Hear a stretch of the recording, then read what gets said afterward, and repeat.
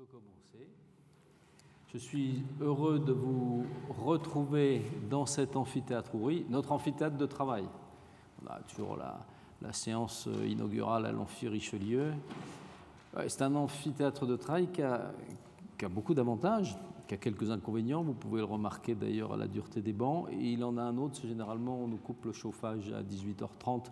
Donc heureusement, on a essayé de respecter les règles de présence dans cette salle, mais vous êtes suffisamment nombreux pour vous réchauffer. Donc lundi dernier, Jean-Louis Bourlange nous a fait une conférence inaugurale dense, avec de nombreuses échappées, suscitant les réflexions.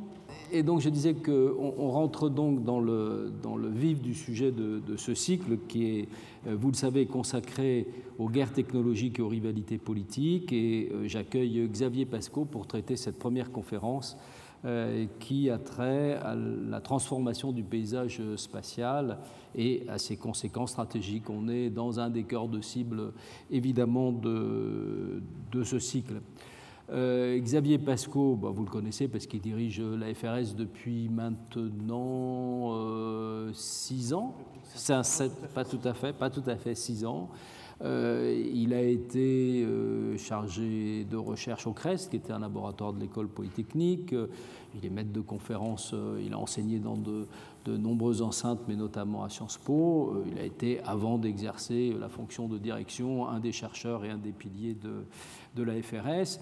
C'est un des experts, je dirais, les plus pointus et les plus reconnus internationalement et en France des questions spatiales que nous allons aborder aujourd'hui. Il a été rapporteur de plusieurs enquêtes ou de rapports, notamment commandés par le Premier ministre, sur une ambition spatiale pour l'Europe, c'était en 2011, mais aussi pour l'Agence exécutive de recherche de l'Union européenne et pour, je ne vais pas toutes les citer, pour l'Agence européenne de défense, pour de nombreuses institutions.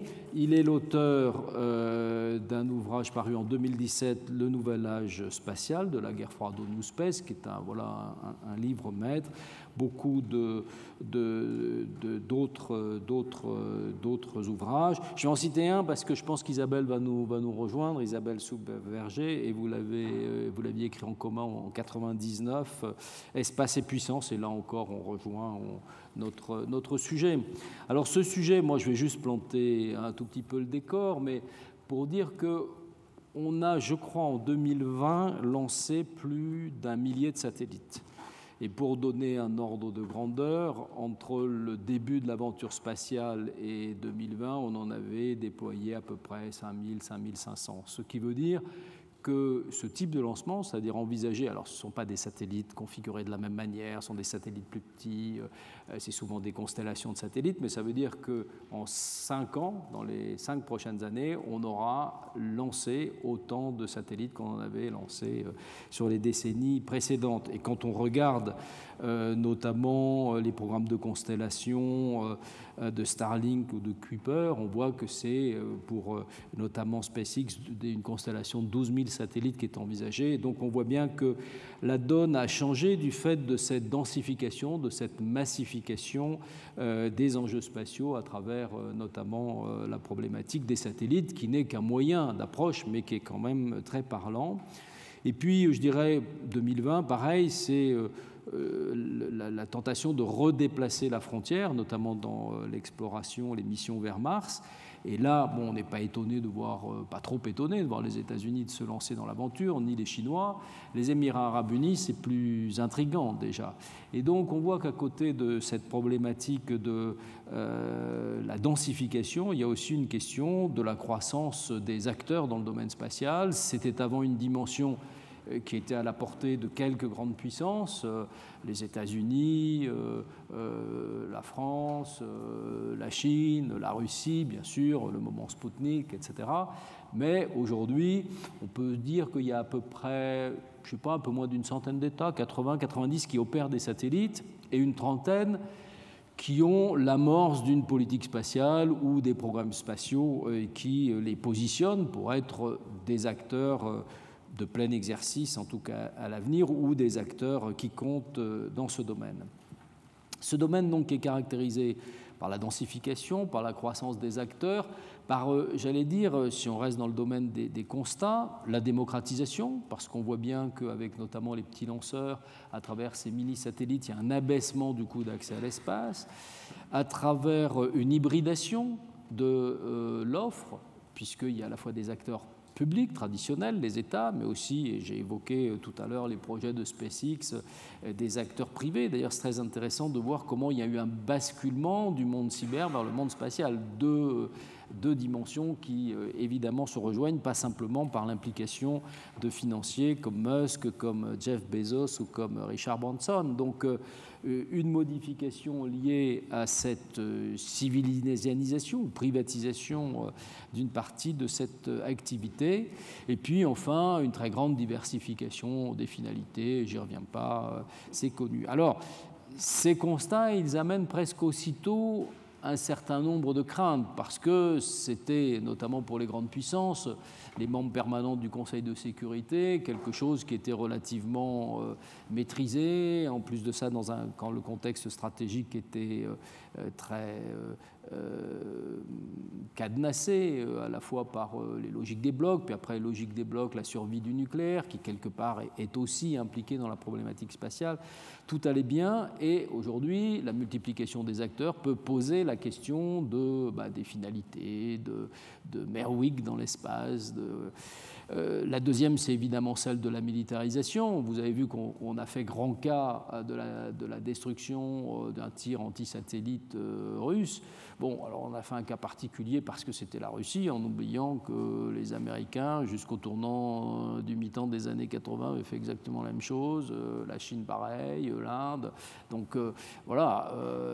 Et je pense que la France aurait, même si elle ne l'a pas fait, si elle s'est prudemment abstenue de franchir cette ligne, serait en mesure pareillement de détruire ou de perturber un satellite. On se souvient aussi du passage, dénoncé d'ailleurs par la ministre de la Défense Florence Parly, d'un satellite russe à côté d'un satellite franco-italien. Donc question de la militarisation à ne pas confondre avec la problématique de l'arsenalisation. Et puis on le reverra, je pense qu'on en reparlera, un problème de réglementation du traité de 67 qui est insuffisant, notamment face à ces évolutions et face à cette menace. Et puis enfin, et ça introduit, je dirais, la dernière question, elle n'est pas une crainte, elle est la difficulté dans ce domaine à avoir une gouvernance établie, une régulation des trafics, une gestion des débris, comment actualiser le traité de 67 pour être sûr que cet espace peut rester un espace pacifique ou en tout cas dans lequel il y a des modes de règlement possibles des conflits.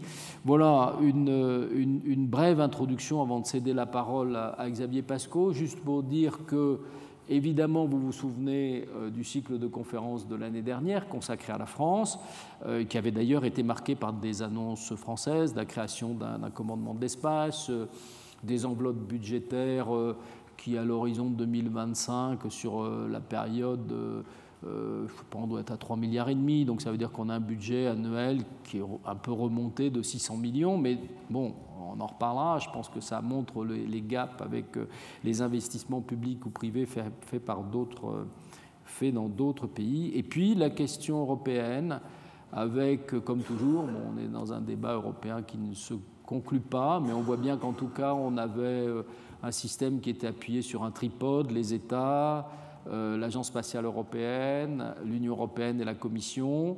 Est-ce que cet équilibre fonctionne toujours aussi bien? Est-ce qu'il est aussi pertinent? Est-ce qu'il n'y a pas une dynamique créée à travers notamment la direction générale? On aura Timo Pessonen qui viendra en fin de cycle, qui interviendra plus largement sur l'investissement européen dans le domaine de la technologie, de l'espace, du cyber, à travers le bras armé que constitue sa direction et le Fonds européen de défense. Donc voilà, sans doute une interrogation qui nous ramènera, mais vous êtes libre de poser vos questions vers des questions ou plus hexagonales ou plus européennes. Xavier Pascaud, un grand merci d'être là. Voilà, c'était le moment, il fallait trouver le sujet, le cycle qui permettait de vous accueillir et de vous accueillir en premier. On est très heureux que vous commenciez par cette conférence à aborder ce qui va nourrir tous nos travaux cette année. Merci beaucoup, cher Louis. Merci à la chaire des grands enjeux stratégiques contemporains de m'accueillir pour Alors effectivement, ouvrir, si voilà, j'ai bien entendu, enfin en tout cas, prononcer la première conférence thématique. J'en suis très heureux, alors, effectivement, sur un sujet. J'espère que le son ne vous perturbe pas. Sur un sujet dont on parle en fait beaucoup plus aujourd'hui, depuis quelques années en tout cas, qu'on en parlait finalement, qu'on en parlait avant. Et je crois que Louis Gauthier en fait a déjà couvert et ouvert beaucoup de pistes dans son introduction. Effectivement, 3 thèmes dont on parle aujourd'hui qui se répondent en fait les uns les autres, mais ça je vais essayer de vous le montrer.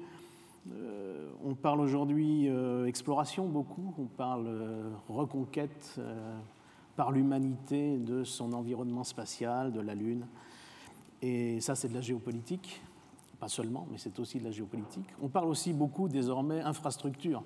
On parle multiplication, là encore Louis Gauthier en a parlé, du nombre d'orbites, du nombre de satellites en orbite. Et quelques chiffres pour aller dans le sens de ce qui vous a été dit, hein, que j'ai relevé là pour vous donner une illustration. En 2015, on avait procédé à 87 lancements dans l'année, tout pays confondu. En 2021, on en est à 146. Donc on multiplie quasiment, non pas par 2, mais pas loin, avec 56 tirs pour la Chine, qui aujourd'hui est le premier acteur dans le lancement mondial, et 45 pour les États-Unis. La Chine, en 2015, tirait seulement 19 fois. Elle tire aujourd'hui 56 fois. Les États-Unis tiraient 20 fois, ils tirent 45 fois. Et en termes de satellites, effectivement, on change alors là carrément d'ordre de grandeur. Hein. On a tiré plus de satellites au mois de mars 2021 que dans toute l'année 2016, par exemple. Et en 2015, on tirait 236 charges utiles, 236 satellites. On en a tiré cette année plus de 1000, oui, 1827. 1827 satellites. Alors là encore, comme vous l'avez dit, ce ne sont pas, évidemment, on ne parle pas des mêmes satellites, hein, de ceux dont on parlait il y a encore quelques années. On parle aujourd'hui de petits satellites, mais avec des performances qui sont tout à fait utiles et de haut niveau, finalement, aujourd'hui. Donc, sur ces 1827 satellites tirés, d'abord les États-Unis, 1246 à eux seuls, la Chine ensuite 110, la Russie 20. La Russie reste dans les purs des années 2015, elle a même baissé, hein, elle en tirait 27 en 2015, elle en tire 20 en 2021. Et puis l'Europe 351, parce que l'Europe c'est OneWeb aussi, en tout cas nos amis britanniques ont tiré à eux seuls, puisqu'ils ont repris cette constellation OneWeb. Donc on voit bien qu'il y a un monde des constellations, moi c'est ce que j'appelle le monde de l'infrastructure spatiale. Et on verra, c'est une infrastructure qui est assez agnostique en termes d'usage. Et ça, c'est important, parce que ça change notre regard sur l'espace. Donc tout ça, effectivement, fait la une des journaux. Alors moi, je le remarque d'ailleurs, pas seulement de la presse spécialisée aujourd'hui, mais de plus en plus de la grande presse non spécialisée qui s'y intéresse. Aussi par le profil de ces nouveaux acteurs, un peu haut en couleur, les Elon Musk, les Jeff Bezos, mais pas seulement. Il y a vraiment cette idée d'avoir une sorte de regard sur cette activité qui semble bouillonner et changer un peu la donne dans le domaine spatial. Alors, moi, le point de ce soir, finalement, mon fil directeur, ça va être OK. Il semble qu'on assiste à un basculement, en fait, dans la relation qu'on entretient avec l'espace. Et c'est ça que je voudrais un peu questionner avec vous ce soir, finalement. D'abord, il est important de mesurer la nature et l'ampleur de l'évolution, hein, et comment faire le tri dans tout ça. Ça, c'est important. On a effectivement des chiffres, mais où sont les responsabilités respectives des uns et des autres? À quelle stratégie ça correspond? Et puis ensuite, discuter des implications et des conséquences possibles sur eh bien, les grands équilibres mondiaux, sur notre manière d'habiter l'espace et du coup de créer des ensembles qui s'affrontent, des ensembles nouveaux qui s'affrontent ou qui se concurrencent. Donc ça, c'est vraiment, effectivement, quelque chose qui est tout à fait nouveau par rapport à une activité spatiale qui était inscrite dans une espèce de cours lent, très régalien, réservé à quelques États qui détenaient et détiennent toujours la compétence technique la plus pointue. Donc c'est ce dont je voudrais vous parler aujourd'hui. Donc je vais vous donner une grille de lecture, en fait, hein, pas nécessairement des vérités et des réponses toutes faites, qui sera non exhaustive. Aujourd'hui, l'espace, l'activité spatiale, c'est des facettes multiples. Moi, je vais prendre peut-être les 3 que j'ai cités, hein, l'exploration, la logistique spatiale, et puis évidemment la militarisation. Et ces 3 thèmes vont ensemble. en réalité, et se répondent. C'est un fait social complet, en réalité.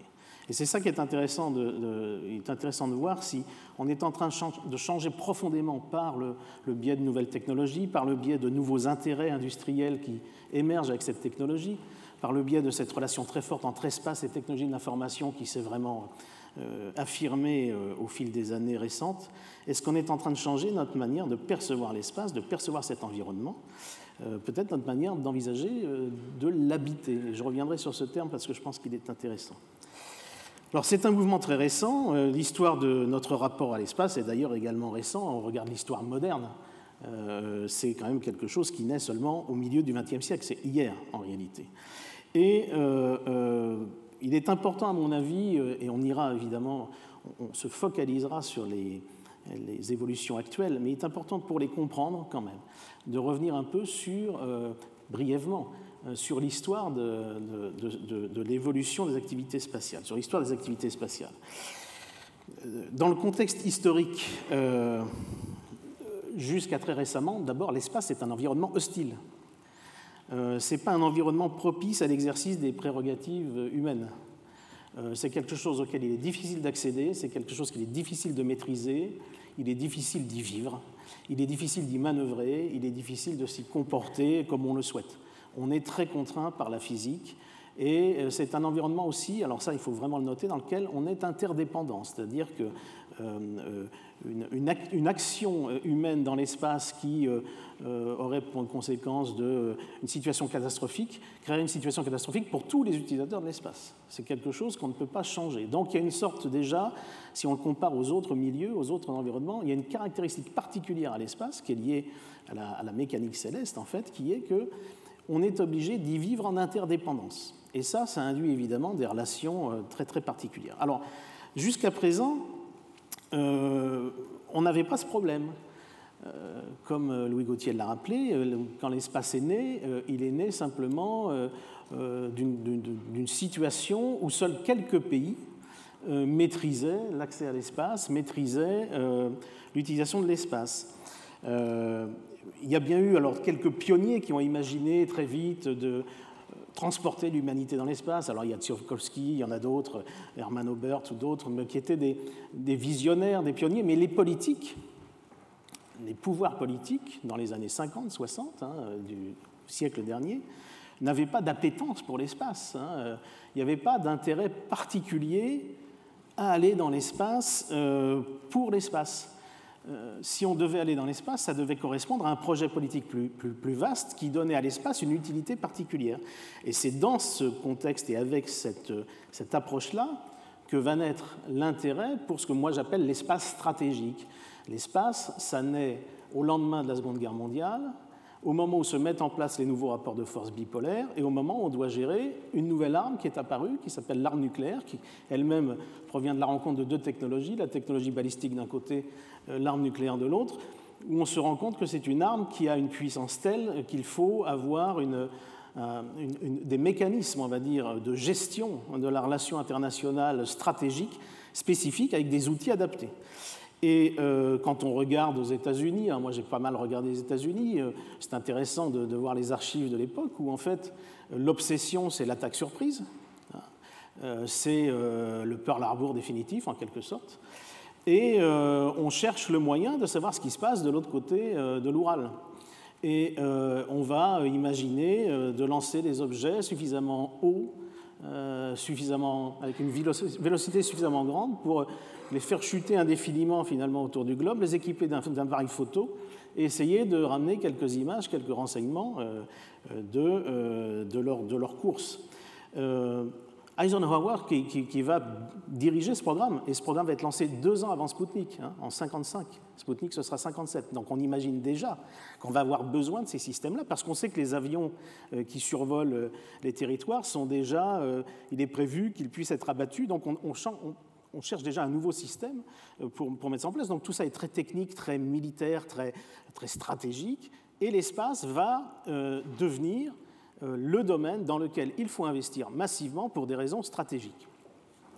Et donc, cette couche, alors moi j'ai coutume de lire l'évolution de l'espace, non comme une succession de périodes, mais comme une succession de couches comme un géologue regardant une falaise, on a les premières couches et on en a d'autres qui viennent se superposer. La première couche, le socle, c'est cet espace stratégique. Si on s'est engagé du côté des États-Unis et du côté soviétique, si massivement dans la constitution d'industries, de complexes militaro-industriels, de la taille qu'on connaît avec des investissements budgétaires jamais vus, c'est parce qu'on avait comme priorité une capacité à surveiller l'adversaire en permanence et pouvoir avoir une sorte de moyen finalement de se protéger virtuellement contre une velléité d'attaque, contre une volonté d'attaque de la part de l'adversaire. Et donc, l'espace va jouer un rôle actif dans ce qu'on a appelé la dissuasion mutuelle.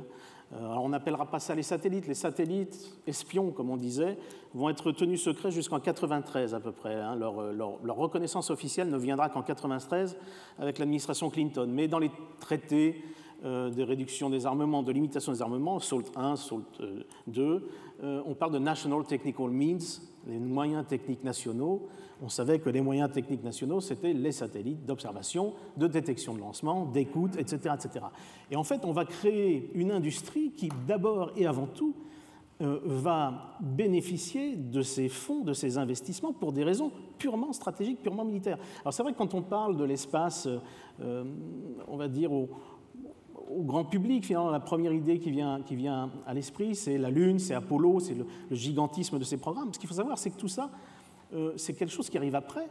C'est quelque chose d'ailleurs qui s'inscrit dans une course de modèles, hein, qui s'inscrit dans une course au prestige et je dirais à la puissance au sens large. Mais les premiers investissements, que ce soit dans le domaine des lanceurs, que ce soit dans le domaine des satellites, viennent de l'activité militaire. Il y aura aussi l'activité scientifique, mais tout ça va participer d'une sorte de présence des grandes puissances dans le domaine spatial qui vont très vite choisir d'en faire aussi une vitrine de leur compétition, de leur affrontement, et là vraiment de leur affrontement de modèles. Spoutnik, ça a été pour les États-Unis un traumatisme parce que l'Union soviétique pouvait en tirer bénéfice en faisant la publicité du modèle qui avait permis cet accomplissement. Et il y aura vraiment des enquêtes très très serrées à l'époque, hein, dans les années, fin des années 50, début des années 60, de la part des États-Unis, pour savoir jusqu'à quel point, par exemple, les pays occidentaux étaient impressionnés par la première soviétique. Donc il y avait cet aspect évidemment très géopolitique, très politique, très symbolique. Mais évidemment aussi, mettre un satellite en orbite, ça signifiait qu'on détenait bien évidemment la technologie des ICBM, hein, des missiles intercontinentaux. C'est ce qu'on appellera le missile gap aux États-Unis. Donc pour débunker, on gérait aujourd'hui le missile gap, il a fallu qu'on crée ces satellites pour finalement compter, le cas échéant, combien il y avait de missiles. Eisenhower, par exemple, c'était d'abord, avant d'être un président, c'était un général. Et lui, il avait des repères très précis, par exemple, en se disant, mais tout ce débat qu'il y a autour de cette catastrophe Spoutnik, avec cette catastrophe annoncée d'infériorité stratégique, on doit pouvoir le mesurer quand même si on regarde par exemple les chemins de fer, si on regarde les routes. S'ils ont tant de missiles, on parlait de 4000 missiles à l'époque, je rappelle, au Congrès américain, s'ils ont tant de missiles, ils ont nécessairement développé une logistique adaptée. Et finalement, très vite, effectivement, ce que vont révéler les premières photos. Alors, les premières photos satellites américaines, c'est 1960, hein, c'est après 14 ou 15 essais infructueux. Finalement, c'est l'été 60. Les premières photos arriveront. Alors, photos très, très mauvaises, hein, qui en fait ne disaient pas grand-chose. Très, très vite, ça aussi, c'est très intéressant. On va voir qu'en quelques années, la qualité des images, la précision des images, etc., va décupler et va vraiment montrer l'état des infrastructures. Et là, très vite, on se rend compte, ben non, il n'y a pas autant de missiles que cela, etc. Il y avait eu le Bomber Gap dans les années 50, il y aura le Monitoring Gap sous Carter. Ça, la thématique du gap, c'est quelque chose qui est très puissant aux États-Unis, mais c'est quelque chose qui a quand même été extrêmement moteur pour toute cette activité. Donc, en fait, l'histoire montre qu'il y a un intérêt politique mesuré finalement pour l'espace, sauf quand on arrive à raccrocher la technologie spatiale à un objet politique précis. Et ça se fait à un moment donné, dans un état de la société donné. Ça ne se fait pas par hasard. Et donc, il faut se garder d'avoir des considérations générales sur l'approche d'un pays vis-à-vis du spatial. ce qu'on remarque dans la plupart des pays spatiaux qui aujourd'hui sont des grandes puissances spatiales, c'est qu'en fait, on a cette équation-là. Il faut toujours regarder à quel moment ça se passe et quel est l'état de la société, finalement, vis-à-vis en interne d'ailleurs, et dans ses relations extérieures. Et ça, c'est très important parce qu'on arrive du coup à lire un petit peu les décisions qui sont prises. Alors, donc l'espace naît à une époque où se construisent les rapports de force bipolaires, et ça va vraiment marquer la nature des activités spatiales et leur organisation. L'espace aurait pu naître d'une volonté, par exemple, de progrès scientifique. Il y a quelques pays, d'ailleurs, qui ont vraiment misé sur l'intérêt scientifique de l'espace. Ça aurait sans doute teinté l'espace très différemment. Mais toujours est-il que le caractère très régalien, très confiscatoire, j'allais dire, de l'espace dans le XXe siècle, au début des premières décennies de l'histoire de l'espace au XXe siècle, est très très lié à sa nature intrinsèquement militaire et stratégique. Donc ça, c'est vraiment quelque chose qu'il faut garder en tête, parce qu'aujourd'hui, le basculement dont je vous parlais tout à l'heure, c'est aussi à ce niveau qu'on peut se poser la question de sa réalité ou de sa plausibilité. Donc, affrontement de modèles, affrontement de puissance, y compris militaire, et donc c'est un creuset stratégique qui va donner vraiment cette saveur particulière, ça va façonner le rapport du monde moderne avec l'espace. Donc, gestion du rapport nucléaire, j'en ai parlé, course États-Unis, Union soviétique, c'est vraiment ce qui va déterminer les premières années, les premières décennies du spatial, mais pas d'élan irrépressible pour l'espace. Alors ça a toujours été très très compliqué à lire pour la communauté spatiale, c'est-à-dire qu'il y a eu toujours un hiatus entre beaucoup d'idées, les agences spatiales vont naître et vont produire des programmes, vont produire des projets, des roadmaps, des orientations stratégiques, et le plus souvent, ces orientations, ces roadmaps vont être complètement bloquées, arrêtées, mises sur le côté par des pouvoirs politiques, en particulier aux États-Unis, mais pas seulement, qui, d'une certaine manière, de manière très récurrente, n'ont jamais été des pouvoirs politiques très pro-spatial. Sachez que John Kennedy n'aimait pas l'espace, par exemple. Alors c'est vrai, quand on dit ça, ça fait bizarre. C'est quelqu'un qui n'avait aucun intérêt pour l'espace, y compris dans sa campagne, d'ailleurs, il le disait à ce moment-là. Et puis, Gagarine, 12 avril 61, et Kennedy dit finalement... Gagarine, il y avait eu Spoutnik, 57. Gagarine, ça commençait à faire beaucoup. Une semaine plus tard, la baie des cochons. Alors, l'effet inverse pour les États-Unis, donc besoin de marquer le coup. Et il va s'entourer de ses conseillers. Alors, les conseillers scientifiques, comme souvent les conseillers scientifiques, sont assez peu favorables au spatial et considèrent que l'argent qui est mis dans le spatial, en général, il serait bien mieux mis ailleurs, dans des laboratoires, dans des terrains. Et donc, il va faire le tour et finalement... il va leur dire, mais vous me proposeriez, dit-il à l'époque, de désaliniser l'eau de mer, je prendrais ce projet. Mais vous êtes incapable de me le proposer. Donc ce qu'on va faire, on va aller sur la Lune, comme ça lui était proposé par Lyndon Johnson à l'époque, qui était du Texas, etc. Il y avait un fort lobbying pour ça, parce que la NASA aussi, qui avait été créée en 1958, voyait là l'opportunité de grandir, de monter en puissance, en quelque sorte. Mais il va le faire un peu à regret. D'ailleurs, on le sait aujourd'hui, au tout dernier mois de sa vie, il a été tenté par une forme de réconciliation avec l'Union soviétique sur le thème du voyage vers la Lune. Mais toujours est-il qu'au moment où il le décide vraiment très clairement pour des questions de puissance et d'affirmation de la supériorité du modèle américain sur le modèle soviétique. C'est là que ça se joue. Ce qu'il faut bien savoir, c'est que beaucoup de débats avaient eu lieu pour dire mais finalement, Spoutnik, quand même, ça en dit quand même long au Congrès américain. Ça en dit quand même long sur ce qu'on appelait la butter economy des États-Unis, l'économie du beurre, c'est-à-dire l'économie de la facilité. Finalement, James Webb, dont on a lancé le télescope éponyme récemment, et McNamara, conseiller, secrétaire d'État à la Défense à l'époque pour Kennedy, font un mémo conjoint disant, mais finalement, alors ça c'est extraordinaire quand on trouve ça, les plans quinquennaux, ça a peut-être du bon.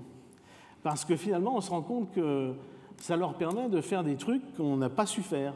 Et il y a tout un long développement de James Webb et de McNamara qui explique que, eh bien, effectivement, il faudrait reprendre en main un peu tout ça et peut-être le faire de manière un petit peu plus dirigiste, parce que là, aux États-Unis, ça a été un petit peu n'importe quoi, etc. Toujours est-il que... donc, on va avoir ce ce rapport très fort, moi j'appelle ça une connexion extrêmement forte entre l'état de l'art d'une technologie à un moment, la technologie spatiale, et un projet politique qui lui donne un sens politique. Tant que vous n'avez pas cette connexion, vous pouvez avoir les meilleures technologies du monde, vous n'aurez pas de budget, vous n'aurez pas de décision, vous n'aurez pas de programme. Le programme vient du fait que ça prend sens politiquement et que ça devient un objectif national, etc. Et ce qui sera le cas pour Apollo notamment, etc. Au passage, je vais citer James Webb. La connexion, c'est un autre exemple. Kennedy est assassiné, Lyndon Johnson prend la suite. Et James Webb, et convoque James Webb en 1966, qui dirigeait la NASA à l'époque. James Webb, ça a été le grand patron de la NASA de cette époque.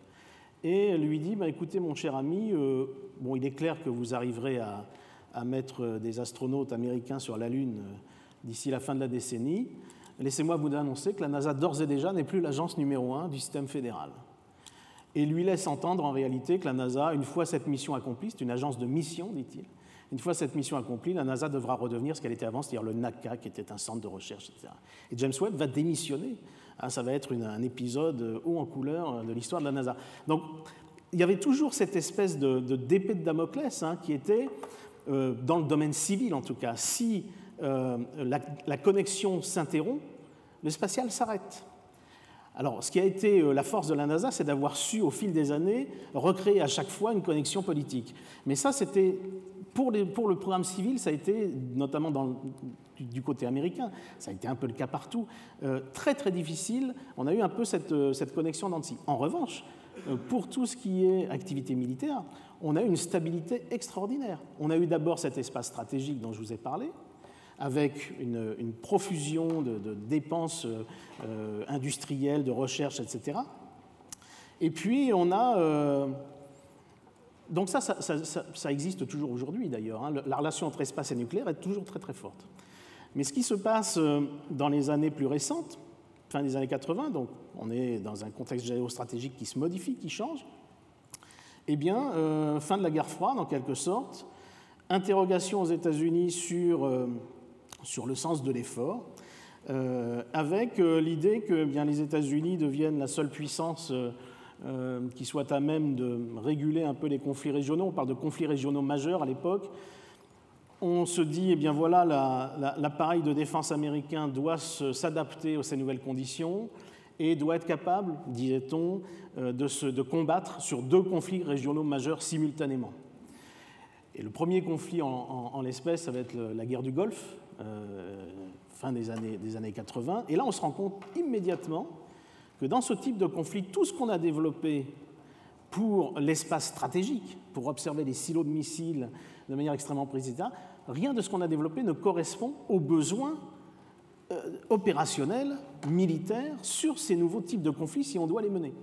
Et ça va relancer, ça va ajouter une couche, si vous voulez, géologique sur la première, qui va être ce que moi j'appelle l'espace au service du champ de bataille, ou l'espace au service de l'activité militaire, si vous voulez. Donc on s'écarte un peu du stratégique, et là, on souhaite, mais qu'est-ce qu'on souhaite faire? On souhaite voir l'adversaire sur le terrain, on souhaite voir des cibles mobiles, on souhaite voir des missiles qui sont à courte portée, donc on souhaite avoir des informations beaucoup plus précises, beaucoup plus nombreuses, et qui sont retransmises à des niveaux beaucoup plus opérationnels que ce qui existe. Et ça va lancer dans les années 90 un élan extraordinaire. Alors là, aux États-Unis essentiellement, on suivra après dans quelques pays, mais c'est vrai que là, on a une espèce de déconnexion, on va dire, de la trajectoire américaine de celle d'autres pays spatiaux.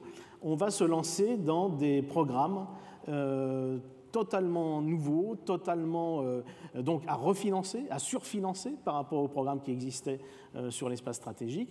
Et toujours est-il qu'on va créer en fait une nouvelle connexion avec, d'une certaine manière, d'un point de vue militaire, ce qu'on appelait à l'époque la révolution dans les affaires militaires, et puis c'est devenu les networks, la guerre info-centrée, etc.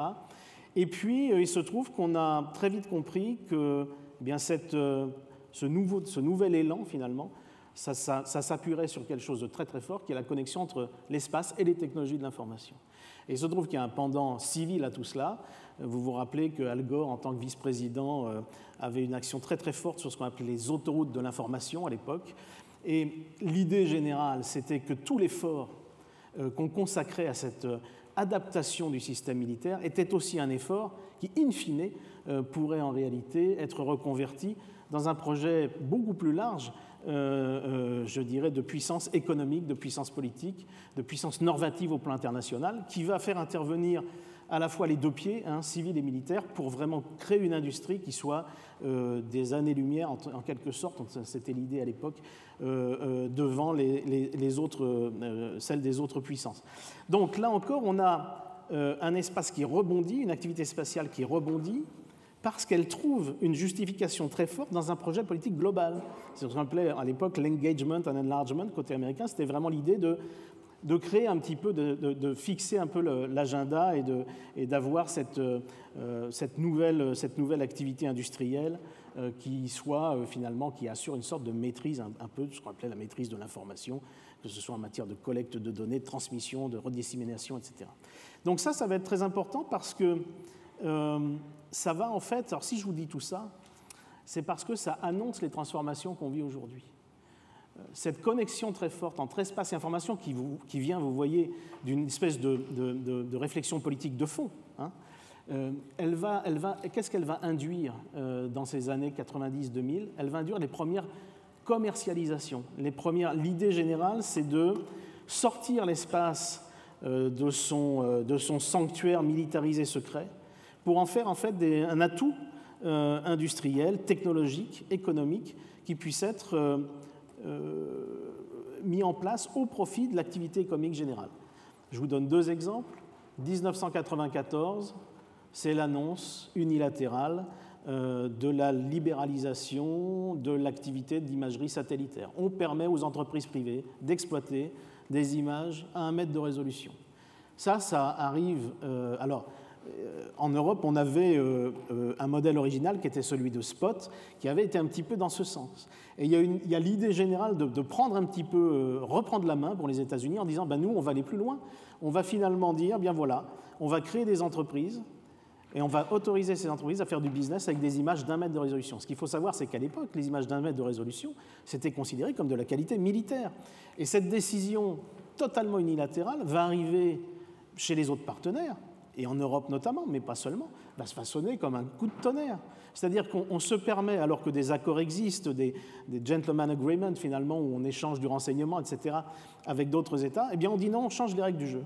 On ne va pas faire comme ça, on va finalement permettre à l'entreprise privée de faire un business avec ça. Alors évidemment, on contrôle tout, mais il y a la volonté de reconvertir ce qu'on a développé avec force, budget militaire pendant des dizaines d'années, comme un instrument presque de guerre économique dans ce domaine-là, et bien au-delà de guerre, je dirais, informationnelle. Le deuxième, dans cette époque-là, l'administration Clinton, de ce point de vue-là, a été extrêmement féconde. Le deuxième point qu'on peut noter, c'est le GPS.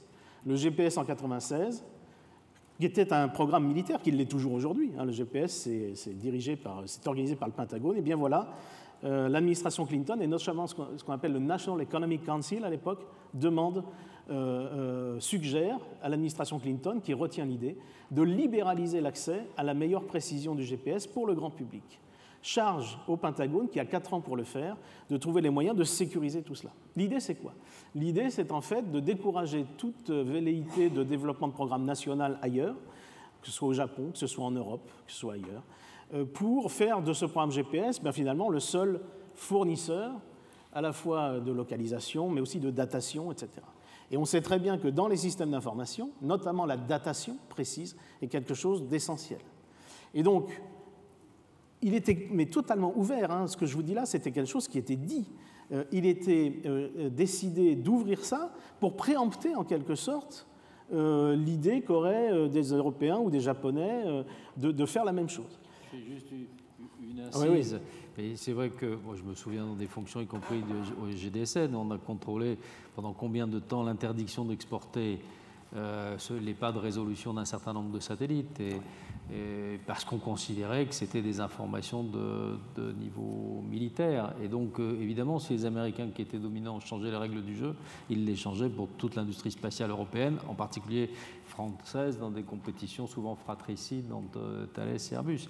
Et je me retourne vers Général Matt, qui se souvient aussi combien il était difficile. Alors, le GPS, d'abord, je disais aux étudiants récemment, la guerre du Golfe, on n'a pas de géolocalisation, on doit acheter, donc même simplement pour équiper nos forces spéciales, hein, les CRAPS, pour qu'ils puissent rentrer. Voilà. Et puis après, toute la bataille pour Galileo, qui était... Parce que la bataille, c'est un enjeu militaire, mais la bataille commerciale rejoint la finalité stratégique. Hein. Et il a fallu, et y compris d'ailleurs pour monter ce programme Galileo, combattre des stratégies indirectes par rapport à des partenaires européens qui tentaient de refuser le développement de Galileo et toutes ses applications. C'était juste une incise pour souligner aux étudiants combien les batailles ou les enjeux commerciaux, à un moment, peuvent rejoindre évidemment des enjeux stratégiques majeurs, et ils sont conçus par les mêmes. Voilà, donc effectivement, toute cette époque, c'est l'incursion du privé dans quelque chose qui jusque-là était chimiquement pur, était étatiquement chimiquement pur. Et ça, c'est fait non pas parce que le privé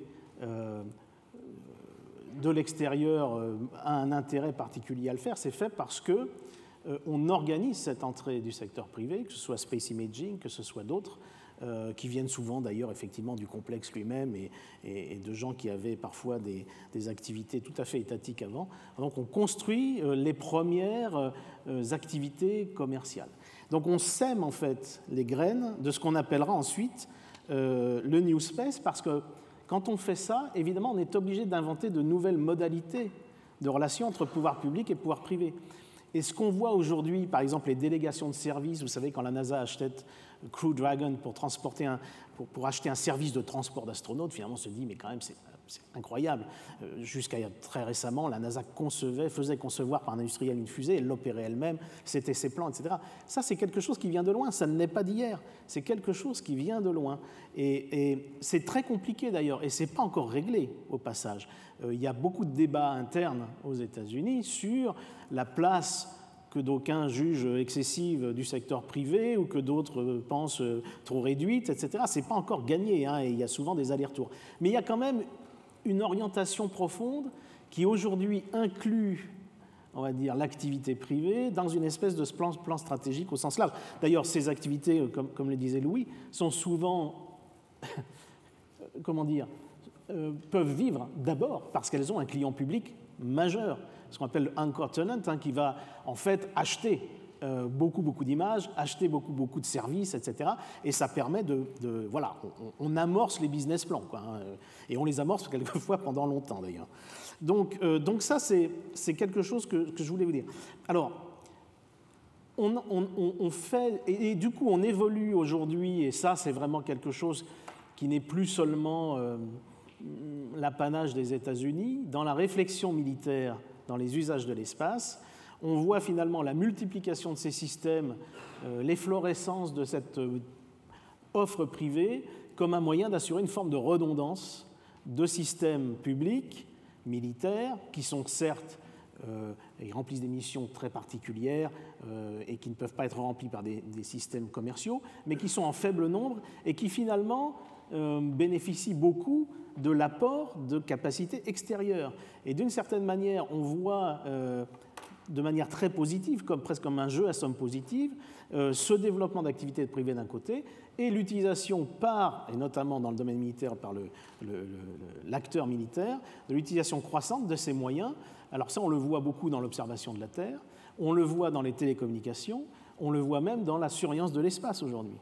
La surveillance de l'espace, alors là, qui est quelque chose qui est éminemment sensible, hein, eh bien, vous avez aujourd'hui, si vous jetez un coup d'œil sur l'activité mondiale dans ce domaine, vous verrez que dans certains pays, aux États-Unis en particulier, mais pas seulement, vous avez de plus en plus d'offres privées, d'entreprises privées qui disposent de leurs propres capteurs, que ce soit des télescopes ou des radars, pour surveiller l'espace et vous donner une image, ce que les militaires appelleraient une situation spatiale, finalement.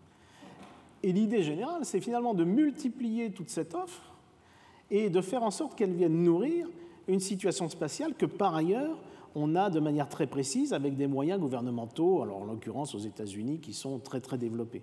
Donc l'idée, c'est vraiment d'avoir à la fois pour l'acteur public et l'acteur privé un jeu à somme positive, un jeu mutuellement bénéficiaire. Et tout ça, évidemment, dans la perspective bien d'une compétition internationale accrue, etc., etc. Donc ça, c'est vraiment très, très important. Alors évidemment, Et là, aujourd'hui, c'est le thème de cette conférence, cette vision-là, qui est une vision nouvelle, qui teinte maintenant beaucoup quand même les réflexions internationales, ça donne l'idée d'un espace infrastructure. C'est de ce dont je vous parlais tout à l'heure. Alors, évidemment, à partir du moment où on va multiplier et donner la possibilité aux uns et aux autres de multiplier les objets en orbite, de multiplier les services, de multiplier les types de plateformes, les types de charges utiles, etc. En fait, qu'est-ce qu'on fait? On met dans l'espace, on projette dans l'espace une infrastructure qu'on va essayer d'utiliser de façon intelligente, de façon flexible, agile, et qui va être à la fois une infrastructure qui va pouvoir donner de l'information militaire, mais qui va être aussi utilisée par d'autres types d'acteurs, qu'ils soient publics, qu'ils soient commerciaux. Et ça change le regard. C'est-à-dire qu'aujourd'hui, finalement, on a de plus en plus une forme d'agnosticisme technologique. La constellation, finalement, vous en faites un élément de votre réseau. Et d'ailleurs, le spatial lui-même, vous en faites un élément de votre réseau. C'est-à-dire que le spatial, tel qu'on l'a connu dans les années du XXe siècle, on va dire un système, une mission extrêmement verticalisée, c'est quelque chose qui tente à disparaître pour tout un pan de l'activité spatiale. Et au contraire, on veut en faire la fibre dans l'espace, en quelque sorte. Je vais vous donner, là encore, c'est assez frappant, juste un petit épisode. En 2016, l'administration américaine chargée des communications lance un énorme appel d'offres de 16 milliards de dollars pour réduire la fracture numérique aux États-Unis. Et évidemment, on réserve cet appel d'offres aux câbleaux opérateurs classiques. Elon Musk, qui voit passer l'appel d'offres, se plaint auprès de l'administration, la FCC, pour dire « mais comment se fait-il que les satellitaux opérateurs ne soient pas concernés ?» Et on lui dit « écoutez, compte tenu des exigences de performance qu'on demande, les satellites ne peuvent pas répondre. » Et il dit « donnez-moi un mois, je vous prouve le contraire. » Et donc, en un mois, il baisse un certain nombre de satellites sur leurs orbites. Enfin bref, il arrive à montrer des performances en termes de latence, de rapidité de liaison supérieures à ce qui était demandé. Ce qui oblige la FCC à réouvrir l'appel d'offres aux opérateurs satellites. SpaceX, évidemment, s'engouffre. Et résultat des courses, c'était en décembre 2020, je crois, 120 entreprises sélectionnées. Les deux premières sont des câbleaux opérateurs, donc, qui ont chacune 2 milliards de dollars pour équiper 600 000 maisons. Et le troisième, c'est SpaceX, avec 887 millions de dollars pour équiper, pareil, 635 000 maisons dans 35 États différents. Ce n'est pas tellement l'argent, là, c'est sur 10 ans, c'est peanuts. Par contre, symboliquement, c'est quoi l'idée? Voilà, moi je fais de la fibre dans l'espace. Et en fait, la technologie est agnostique. Et ça, on le voit de plus en plus, la fusion espace et information a pour conséquence, effectivement, de rendre l'espace de moins en moins singulier et de plus en plus dilué, j'allais dire, comme apportant des capacités dans un réseau plus large. Alors ça, c'est vraiment quelque chose qui est lié à ce New Space dont on parle, effectivement, qui est cette deuxième vague d'entrepreneurs qui sont arrivés du monde de l'information, avec leur propre culture, et qui ont finalement porté un autre regard sur l'espace. Alors pas nécessairement d'ailleurs quelque chose qui fonctionne, il y a eu beaucoup de ratés, etc. Mais on le voit bien, que ce soit la réutilisation des lanceurs, que ce soit la mise en place de constellations de milliers, de dizaines de milliers de satellites, la conception même qu'ils ont de l'espace est une conception industrialisée. Et ça, c'est quelque chose d'assez nouveau. Et donc, comme ça correspond à des objectifs politiques de fond, et notamment des objectifs militaires en termes de redondance, de protection, c'est beaucoup plus difficile d'attaquer 12 000 satellites que d'en attaquer un, eh bien, tout ça se répond, si vous voulez. Et donc, on se retrouve dans une logique, c'est cette connexion espace-information, qui perdure, qui demeure très forte, et qui aujourd'hui est le principal moteur, en fait, je regarde l'heure, le principal, je vais m'arrêter bientôt, le principal moteur de tout cela. Toujours est-il que ça dessine aujourd'hui une différence de point de vue au niveau international. Vous avez le point de vue globalement américain qui est vraiment dans cette orientation, ils appellent ça l'espace proliféré, proliferated space, il y a un mot pour ça. Tandis que du côté des puissances spatiales traditionnelles, russes, chinoises, préfère un espace plus centralisé qui correspond beaucoup plus à une utilisation traditionnelle de l'espace. Et du coup, on retrouve ça aujourd'hui dans toutes les discussions internationales qui ont trait à la sécurité dans l'espace. Vous savez qu'aujourd'hui, via la militarisation, via les différentes... On a beaucoup de discussions internationales sur la manière de coexister dans l'espace. Ça ne se passe pas très bien. Ça se passe dans le cadre de la prévention pour la course aux armements dans l'espace à Genève. Globalement, il y a deux camps. Il y a le camp américain occidental et puis il y a le camp chinois et russe. Les Chinois et les Russes proposent des traités, un moyen traditionnel, on va dire, juridique, de régler les rapports entre États. Du côté américain et un peu du côté européen, finalement, on est moins pressé, j'allais dire, pour un traité. Alors, traité qui, par ailleurs, a des inconsistances et des faiblesses. Hein. Les propositions russes et chinoises, sur le fond, sont contestées aussi pour un certain nombre de points. Mais surtout, ce qui est intéressant, c'est la forme. On a évidemment, d'un côté, la volonté d'avancer très vite et d'habiter l'espace différemment, et d'adapter un petit peu les règles pour le faire. Et de l'autre côté, on a au contraire sans doute la volonté de surtout faire attention à ce que ça ne se passe pas comme ça.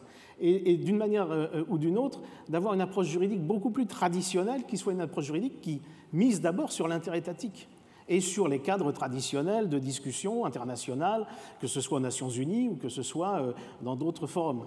Et ça, c'est vraiment deux philosophies qui s'affrontent aujourd'hui, qui sont des philosophies qui prennent en compte aussi ces mouvements différents, ces évolutions différentes de fond, indépendamment des intérêts militaires stricto sensu.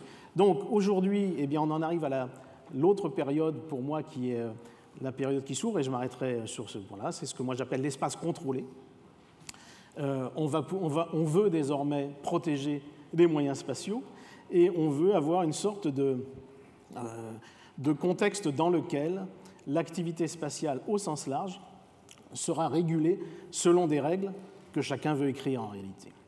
Alors, je peux vous donner un exemple et puis je m'arrêterai là. Aujourd'hui, un thème très, très central, que ce soit pour les États-Unis, que ce soit pour l'Europe, que ce soit pour la Chine ou la Russie d'une certaine manière, c'est le thème du contrôle du trafic spatial, ce qu'on appelle le Space Traffic Management en anglais, qui est un thème qui est extrêmement technique et qui en même temps est extrêmement politique. Parce qu'évidemment, à partir du moment où on va faire adhérer les pays à un comportement politique, puisque l'idée c'est d'avoir une sorte de gentleman agreement entre différents pays autour d'un corpus de règles en quelque sorte, autour d'un régime international, ben là évidemment les enjeux sont essentiels. Ils sont essentiels d'un point de vue opérationnel dans l'espace et ils sont essentiels d'un point de vue de la compétitivité industrielle, de l'organisation de cette nouvelle manière d'habiter l'espace. J'aurais pu développer d'autres points, j'ai beaucoup insisté sur l'aspect infrastructure. Vous pouvez reproduire ce que je viens de dire dans le domaine de l'exploration. On peut reproduire les choses dans le domaine militaire. On peut te laisser un peu plus de temps si tu avais des... Non, je vais juste, par exemple, vous donner un autre versant à ce moment-là de mon hypothèse. C'est aujourd'hui le programme d'exploration lunaire, ce qu'on appelle le programme Artemis, qui est un programme, d'abord un programme américain. Je ne vais pas rentrer dans le détail de la raison, me semble-t-il, pour laquelle ils ont remis le couvert pour la Lune. On peut après contester le choix de la Lune, etc. Mais indépendamment de ça, moi, ce qui m'intéresse, c'est la manière dont c'est promu, et dont cette coopération internationale est en train de se mettre en place. Elle se met en place, évidemment, sous l'égide des États-Unis, qui sont les pourvoyeurs de moyens. Mais ce qui est intéressant, c'est qu'on voit bien que désormais, il y a l'idée de s'installer sur la Lune. Là, on ne va pas faire juste un touch and go, on va y aller, s'y installer, et donc commencer à partager quelque chose. Et on commence à voir, finalement, des velléités de construire des ensembles qui devront coexister, un peu des petits territoires. Ça, c'est tout à fait nouveau. Le traité de 67 consacre un principe de non-appropriation de l'espace. C'est un bien commun. Les États-Unis disent, nous, on n'a jamais considéré que le traité de 67 consacrait l'espace comme un bien commun. Ils l'ont dit tout à fait officiellement. Et ils considèrent en réalité qu'il faudrait créer des safety zones, par exemple, dans certains accords qu'ils sont en train de signer avec des pays qui seront partie prenante de cette coopération. Et bien évidemment, là encore, on voit se dessiner deux routes vers la Lune, si j'ose dire. Il y aura la route américaine avec un certain nombre c'est un grand programme de coopération internationale qui fait suite à la station spatiale. Et puis, il y a les Chinois qui commencent à dire, moi, je vais mettre ma base lunaire et je l'ouvrirai à la coopération internationale. Si la Russie m'aime, eh bien, elle me suit. Et si d'autres m'aiment, ils me suivent. Et on voit bien que là, il y a encore une compétition qui se met en place, là encore, en fonction de préemption, on va dire, des uns et des autres, pour organiser un peu de nouvelles règles du jeu. Donc, effectivement, la question, au bout du compte, et je m'arrêterai là, c'est la technologie, l'évolution des technologies nous aide à nous projeter différemment dans l'espace, et à partir du moment où on se projette différemment dans l'espace, eh bien évidemment, de nouvelles questions se posent de coexistence. Et là, pour le coup, on est sans doute en train d'ouvrir aujourd'hui un nouveau chapitre dans la capacité à gérer ça collectivement. Voilà, je m'arrêterai là, et puis évidemment, je suis ouvert à toutes vos questions. Merci Xavier, on va explorer.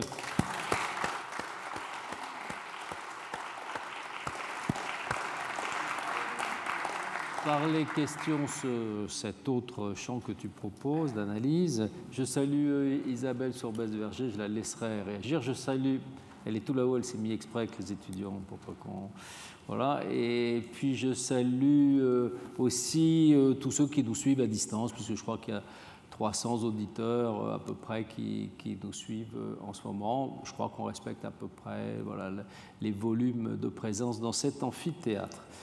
Alors, moi je vais juste rebondir sur 2 points, puis après la parole sera à vous. Le premier, c'est plutôt un fil que je tire sur l'industrialisation, c'est-à-dire qu'on voit bien que, de même qu'à un moment dans la problématique de la dissuasion, il a fallu multiplier les missiles parce que voilà, c'était une des conditions de leur invulnérabilité avant d'entrer dans des logiques de réduction. Cette logique de la multiplication... donc de l'industrialisation, elle induit 2 choses. D'abord, est-ce que c'est à la portée de tout le monde? Et puis, deuxièmement, est-ce qu'il ne va pas y avoir une grande tendance, moi qui me frappe, et je pense qu'elle est une tendance, au fond, de modifier les process industriels et surtout les artefacts qu'on avait été, à cause du coût, des aéronefs, du spatial, etc., dans des produits uniques qui étaient du couteau suisse, qui devaient tout faire. Et on voit bien qu'on va avoir plutôt des petits objets très spécialisés qu'on peut perdre parce qu'ils sont moins coûteux, des drones ou des petits satellites, ou voilà, qui peuvent ne pas... Et donc ça ne change pas simplement les éléments ou les équipements, mais complètement les programmes, les coûts des programmes, la manière dont on les pense. Et je me pose un peu la question de savoir si on n'est pas là une génération de retard en Europe, et notamment en France, dans la manière de concevoir toujours ces grands programmes majeurs, alors que probablement la jonction de la miniaturisation, de la spécialisation, du moindre coût risque de changer complètement la donne. Ça, c'était peut-être la première question. Donc, est-ce que à partir de cette réflexion sur l'espace, on n'est pas amené à une réflexion plus générale sur les équipements militaires et les équipements de sécurité? Et puis le deuxième autre fil, c'est évidemment toute cette réflexion, si l'espace n'intéresse que s'il y a un projet politique. Alors quels sont les projets, pourquoi l'Europe a tant de mal à s'intéresser vraiment à l'espace?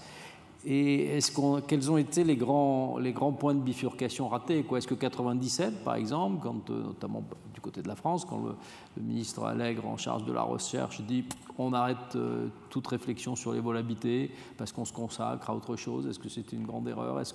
Quelles sont les grandes erreurs? Où est-ce qu'on n'a pas été visionnaire, un peu comme Kennedy, prenez-moi à dessaler l'eau de mer, à faire des, je sais pas quoi,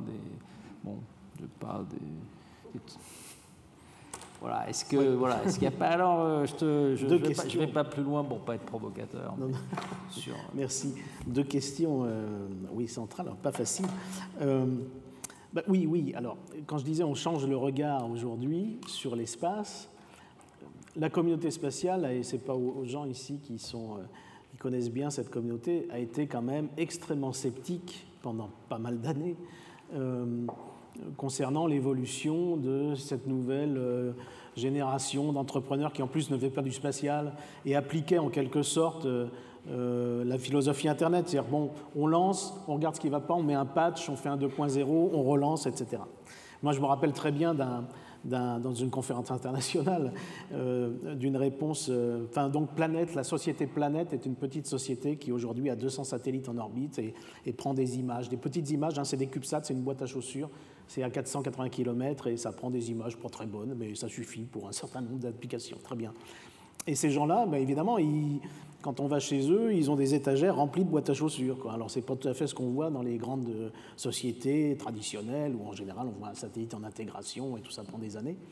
Et donc, je me rappelle d'une question qui est posée par quelqu'un d'une grande société américaine, Lockheed Martin, pour ne pas la nommer, au conférencier qui était un jeune gars, le jeune start-upper, l'un des jeunes start-uppers, en disant, mais bon, mon jeune ami, c'est très bien, mais comment vous spatialisez ça? Parce qu'on sait que, voilà, comment vous faites que cet objet, finalement, éprouve tous les tests, tous les essais qui seront liés à son utilisation en environnement spatial, et dont on sait que c'est coûteux dans la production d'un satellite.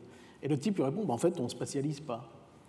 Alors le type tombe des nues et dit, non, on ne spatialise pas, le truc tombe en panne, on essaie de voir ce qui s'est passé, on corrige le tir. Et le type dit, je me rappelle de ça, dit, c'est vraiment injuste. Et il y a vraiment l'idée que c'est un autre monde qui vient un peu perturber des choses qui étaient très bien ordonnancées. Les vrais professionnels savent comment travailler, et quelque part, ces gens-là sont des gens qui respectent rien, quoi. Enfin, c'était vraiment ça. Et donc, effectivement, que ce soit alors pour Elon Musk, alors on a fini par dire, finalement, il rentre des tôles et il sort des fusées, quoi. C'était ça la description de SpaceX, avec une organisation, par exemple, industrielle tout à fait hors norme, où en fait SpaceX contrôle tout. SpaceX fabrique tout, ce qui n'est pas du tout la norme. Une entreprise va assembler des choses, mais va entretenir un tissu industriel de sous-traitants très spécialisés, etc. Non, parce qu'Elon Musk, lui, pour Tesla, il fait la même chose, c'est eux qui fabriquent les pare-soleils, etc. Donc, il veut tout contrôler, etc. Mais il dit finalement, les coûts de transaction, c'est ce qui mine les coûts spatiaux, parce qu'on a des coûts de transaction avec des sous-traitants, tout ça. Non, moi, je veux faire tout chez moi, etc. Et on dit, mais ça ne tiendra pas, ça ne tiendra pas. Et puis bon, on sait que SpaceX, pour l'instant, tient. Alors, elle tient à coup d'injection d'argent public, on va dire ça comme ça, mais néanmoins, fait ses preuves, même y compris techniquement. Et je pense qu'on a été très long en France, finalement, à accepter ça. La question est de savoir pourquoi vous faites du spatial, si vous voulez. Quand vous êtes dans la tête de Musk, vous faites du spatial, alors évidemment, dit-il, pour aller sur Mars, j'ai créé SpaceX pour aller sur Mars, mais en réalité, il fait aussi du spatial parce que lui, venant du monde de l'information, veut utiliser l'espace comme un outil pour vendre de la connectivité pour le cloud, et là, il va aller voir le Pentagone et Microsoft Azure pour faire un partenariat avec eux. Donc, il y a une espèce de... avec des besoins très précis en termes de couverture, de latence, d'exigence. Donc, ça veut dire 42 000 satellites au bout, parce qu'on parle de 12 000, mais à terme, c'est 42 000 satellites.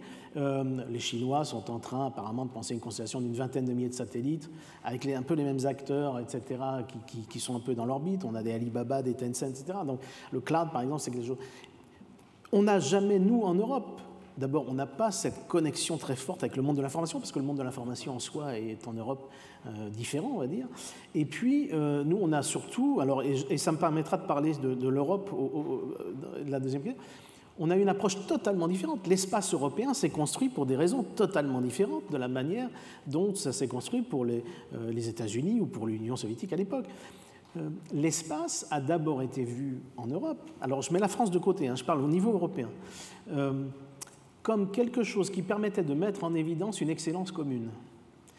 Et notamment à travers la science, notamment à travers des réalisations pacifiques, acceptables par tous, dotées d'un très grand pouvoir symbolique, et qui permettaient finalement quelque part de créer une identité à l'Europe. Ça, c'est vraiment le point de départ de l'effort européen. Ça va teinter, par exemple,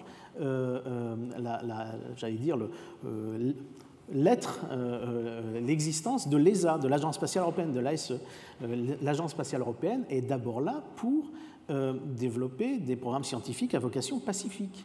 Donc, on a en Europe, on vient de loin. Je ne suis pas en train de dire que c'est illégitime. C'était tout à fait judicieux, me semble-t-il. Il y a eu deux grands domaines qui ont été utilisés comme facteurs d'identité en partant de domaines d'excellence. C'est l'espace et l'atome. Euratom, le CERN, c'est la même chose. On mise sur des compétences scientifiques établies en Europe à très, très haut niveau qui puissent être partagées dans une perspective du bien commun. C'est vraiment l'idée, et ça donne l'idée d'une Europe d'après-guerre qui est là pour reconstruire et qui est là pour inventer, d'un laboratoire qui va inventer des valeurs nouvelles. C'est très, très noble derrière. Alors évidemment, aujourd'hui, ça s'est battu en brèche. Et l'Europe se trouve un petit peu au carrefour. Alors oui, il y a eu des points qui ont été manqués, sans doute, des points de rendez-vous, je suis assez d'accord, mais est-ce que l'Europe pouvait ne pas les manquer de la manière dont elle avait été construite? Et seulement aujourd'hui, et vous le savez, la Commission d'abord, bon, l'Europe c'était d'abord l'Agence spatiale européenne avec tout un tas de déboires, après l'ELDO, l'ESRO, etc. Et puis la Commission est venue beaucoup plus tard avec des programmes politiquement ambitieux et ses flagships, hein, Galileo, Copernicus, peut-être d'autres. Bon, elle est venue beaucoup plus tard en tant qu'acteur. C'est aussi la construction de l'Union européenne en parallèle. Et à partir de là, aujourd'hui seulement, parce qu'il faut du temps, on commence à penser l'espace comme moyen de puissance en Europe. On commence à se dire, c'est pour ça que j'en parle, le STM, le contrôle du trafic spatial, c'est un truc dans lequel l'Europe devrait avoir voix au chapitre. Il ne faut pas que ça se règle sans que l'Europe, qui sait travailler dans la norme, hein, c'est vraiment l'aspect normatif de son activité est essentiel, et bien précisément, on doit capitaliser là-dessus pour en faire un acteur de ce débat. Mais pour en faire un acteur de ce débat, il faut penser capacité, et ça, l'Europe est souvent mal placée pour penser capacité, c'est pas son truc, elle pense norme, mais elle ne pense pas capacité, et il faut penser mission commune. Et les missions communes, c'est plus seulement de la science. Alors là, évidemment, on touche la sécurité, éventuellement la défense, on sait que l'Europe est très mal équipée pour penser la défense, donc il faut trouver des voies étroites, et c'est ce qui fait que l'Europe, à mon avis, a toujours eu du mal quand elle est prise à contre-pied, à se remettre un peu dans l'axe, mais elle le fait. Moi, je suis frappé aujourd'hui de voir, y compris l'ESA, hein, le nouveau directeur Joseph H. Baker, qui est très, vocal, très, très actif sur le thème de l'espace comme facteur de sécurité pour l'Europe. Évidemment, lui, dans sa relation avec la Commission, il y a toujours cet enjeu très fort de visibilité, et on sait que ce n'est pas facile, ça aussi c'est un autre aspect qui rend les choses un peu compliquées, mais néanmoins on voit bien qu'il y a un discours qui mûrit, mais très très lentement. Dernier exemple, hein, la surveillance de l'espace, en Europe on a toutes les technologies pour le faire, il manque quoi? L'argent. Pour que l'Europe se dote de moyens qui lui permettront d'avoir voix au chapitre dans les discussions pour voir des tout petits objets. Aujourd'hui, on n'a pas les moyens de discuter sur un trafic spatial avec des objets qui vont bouger de plus en plus, hein, et de la propulsion électrique, qui vont être de plus en plus manœuvrants, qui vont être de plus en plus petits et qu'on ne va pas voir. Donc il faut que vous ayez, là comme pour le satellite d'observation, un minimum d'informations en autonomie pour devenir un acteur politique. Ça commence à se faire, mais ça va très lentement, parce qu'évidemment, ensuite, les 27 pays européens ne sont pas nécessairement alignés sur leurs besoins et sur leur vision des choses. Merci. Alors la parole à la salle, d'abord, comme toujours, les étudiants, s'ils ont préparé des questions, et puis ensuite, à vous tous. Alors, je vous passe la parole, ensuite il y a M. Dallison, M. Wardès. Allez, on prend ces trois premières questions. Allez-y, je vous en prie. Micro, vous présentez, si vous voulez donner votre nom. Je suis un étudiant de Louis Gauthier à Paris 1. Ça, c'est une qualité, effectivement, vous avez raison de souligner. Et je m'intéressais sur la question de la militarisation de l'espace et sur le fait que, je voulais vous demander si vous pensiez qu'il y avait un vrai risque qu'à terme, prochainement ou pas, on envoie des combattants dans l'espace et les possibilités qu'il y aurait en termes physiques, parce que bon, évidemment, s'il y a un souci là-haut, il y a un vrai risque de finir en bolognaise, et donc savoir ce que vous en pensiez. Merci. Mathieu Dallison, c'est ça? Et ensuite Sacha Wardès. C'est allumé, ça marche? Oui. On prend 3 questions, puis après on fait comme ça. D'accord. Bonjour M. Pasco. Alors, j'ai une petite question par rapport aux acteurs du spatial. Étant donné que les acteurs du spatial sont à la fois publics et privés depuis quelques années, est-ce que cela créerait un nouveau défi dans le champ de la légifération? Est-ce que nous vivons une transition claire par rapport aux périodes antécédentes? Du coup, est-ce que finalement il faudrait une nouvelle instance, un nouvel organe onusien pour pouvoir réguler le domaine spatial? Je vous remercie. Merci. M. Wardès. Bonsoir, M. Pasco. Alors, ma question va rejoindre celle que vous avez un peu abordée durant votre présentation, qui était celle notamment des accords Artemis. Le président Emmanuel Macron a notamment fait savoir en novembre qu'il souhaitait son désir de les rejoindre. Et j'aimerais savoir si, étant donné la prédominance américaine dans le domaine spatial, la France ne risque-t-elle pas de perdre in fine sa souveraineté, disons même l'autonomie spatiale qui est souhaitée au sein notamment de l'Union européenne? Est-ce que de rejoindre le modèle américain ne serait pas un risque? D'accord. Merci. Je te laisse répondre, Okay. Puis après on reprendra oui, comme ça. Alors, Donc sur la militarisation de l'espace et ses perspectives, alors je crois que vous avez évoqué envoyer des combattants, c'est ça, hein? Alors, ce qu'il faut que vous sachiez, c'est que on trouve des ouvrages aux États-Unis des années 50 où il y a déjà des plans comme ça pour aller sur la Lune, installer des soldats, etc. Bon, alors là encore, au passage, il y a eu régulièrement d'ailleurs des propositions hein, au fil des années 50, puis 60, puis 70, qui ont toutes été immédiatement rejetées par le pouvoir politique en place. Bon, l'idée générale aujourd'hui de la militarisation, c'est surtout d'avoir de préserver, on va dire. Alors, la militarisation de l'espace en tant que telle, elle existe depuis les années 50, hein, je l'ai dit, hein, c'est vraiment l'utilisation de l'espace à des fins militaires au sol. Hein, voilà. Alors, aujourd'hui, effectivement, on dit, mais finalement, c'est si important, puisqu'on a créé cette jonction entre espace et information. L'espace est devenu si important comme élément important, crucial de ce dispositif, qu'il faut qu'on trouve le moyen de le protéger. Voilà. Et on a eu des démonstrations qui ont été faites de la part de pays. Alors c'était le cas pendant la guerre froide, et puis ça s'est remis en place en 2007 avec le premier tir chinois du 11 janvier 2007, qui d'une certaine manière montrait que la Chine possédait la capacité de détruire un satellite en orbite basse. À l'époque, c'était pris par les États-Unis comme un signal, ce qu'ils appelaient d'une politique A2AD, anti-accès, area denial, dénégation d'accès. Donc l'idée, c'était vraiment ce test ASAT prenait place dans un contexte d'opposition stratégique autour de la puissance maritime, on va dire, américaine et de la puissance continentale chinoise, etc. On est là-dedans aujourd'hui, mais on n'est pas dans un transport de conflits dans l'espace. On n'a pas aujourd'hui, à ma connaissance, de plan qui vise à faire ça. Alors, je mets juste un petit bémol, on voit sortir des études, là encore côté américain, sur, par exemple, effectivement, il y a l'espace Terre-Lune qui va se peupler avec ce programme Artemis, et on commence à voir des rapports assez intéressants d'ailleurs, sur ce qu'on appelle des points cislunaires, qu'il conviendrait quand même non pas de contrôler, mais qu'il conviendrait de peupler. Il y a certaines orbites, certains points d'équilibre, il y en a 6 ou 7 qui sont identifiés par les stratèges américains comme étant éventuellement, à terme, quand on aura installé des choses, etc., fait un peu de logistique, qui seront intéressants de peupler. Et on commence à avoir cette vision un peu géographique, on va dire, ou territoriale des choses, si vous voulez. Mais on n'en est pas aujourd'hui, non. On n'a pas du tout c'est pas Netflix avec Space Force et les Chinois qui croisent les Américains sur la surface lunaire, à ma connaissance aujourd'hui en tout cas. Voilà, ça c'est le premier point. Alors deuxième point, oui, les défis pour légiférer finalement, vous dites, est-ce qu'on est bien équipé aujourd'hui avec... aujourd'hui, c'est vrai que c'est un défi d'intégrer les acteurs privés dans les discussions internationales. Or, effectivement, la question se pose sur un certain nombre de sujets, dont en particulier le sujet de la surveillance de l'espace.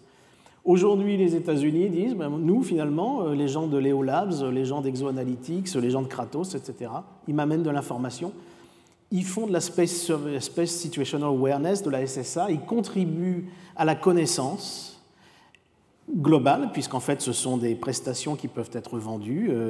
Ils ont comme clients des gouvernements, par exemple, qui veulent avoir un état des lieux autour de leurs satellites, etc. Donc ces gens-là devraient être pris en compte dans la discussion.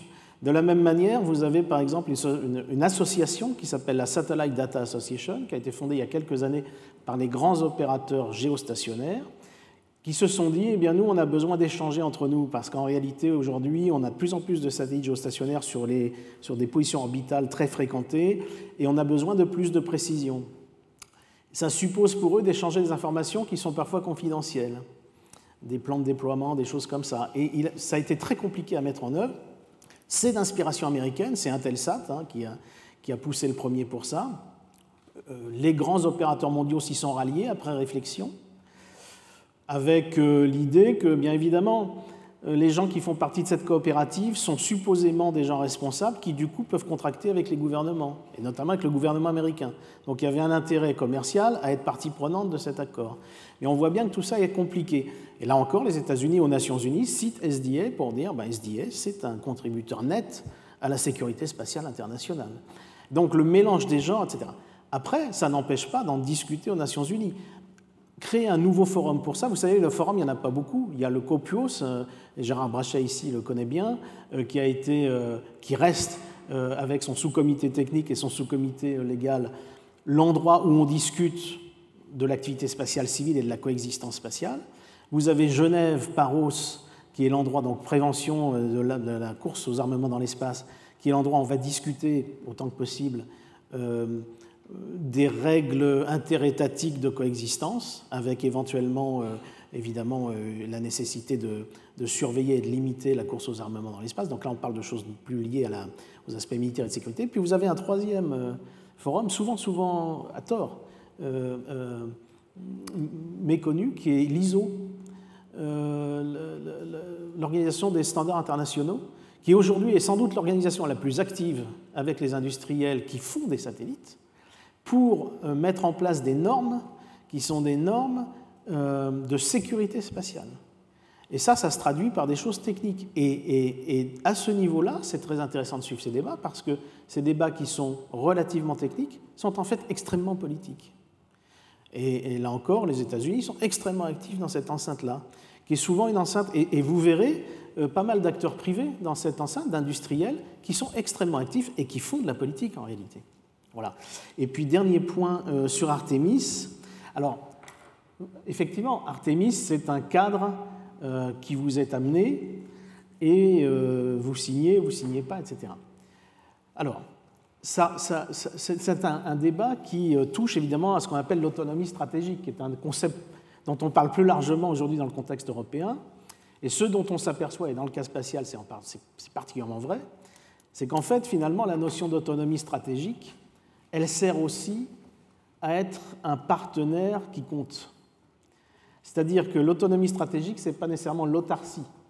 Ce n'est pas, si la France veut se doter de certaines capacités dans l'espace, ce n'est pas pour aller sur Mars toute seule. En revanche, se doter d'un certain nombre de capacités, on constate que le programme Habité est en train de devenir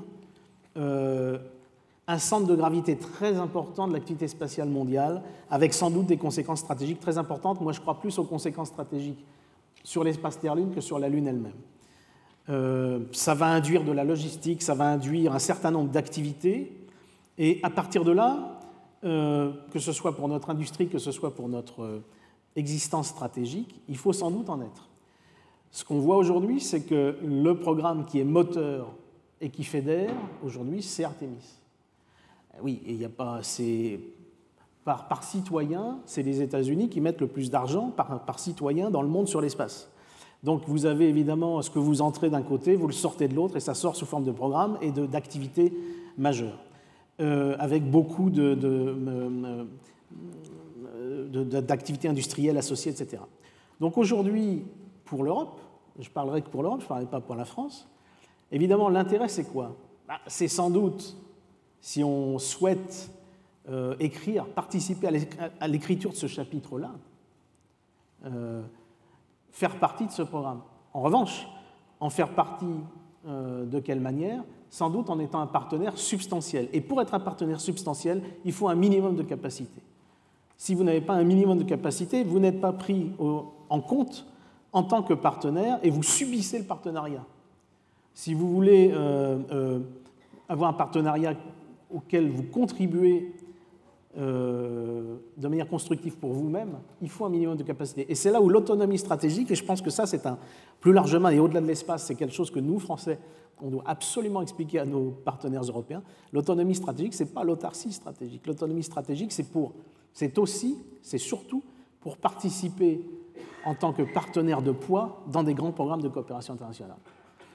Sans autonomie minimale capacitaire, il n'y a pas de participation, il n'y a pas de partenariat possible, il n'y a pas de participation, en particulier au niveau politique. Il n'y a pas de participation possible. Donc aujourd'hui, ces deux notions que je ne... Alors, ce n'est pas parce qu'on va dans Artemis qu'on abandonne tout projet d'autonomie. Et sans doute, et je sais qu'aujourd'hui c'est sans doute un point qui se discute beaucoup, c'est jusqu'à quel point dans le domaine du vol habité, il faut aujourd'hui faire évoluer la position de l'Europe. Alors ça, évidemment, ça entraîne tout un tas d'autres réflexions, que ce soit industriel, que ce soit au niveau des lanceurs, etc. etc. Mais jusqu'à quel point, c'est-à-dire où est-ce qu'on met le curseur?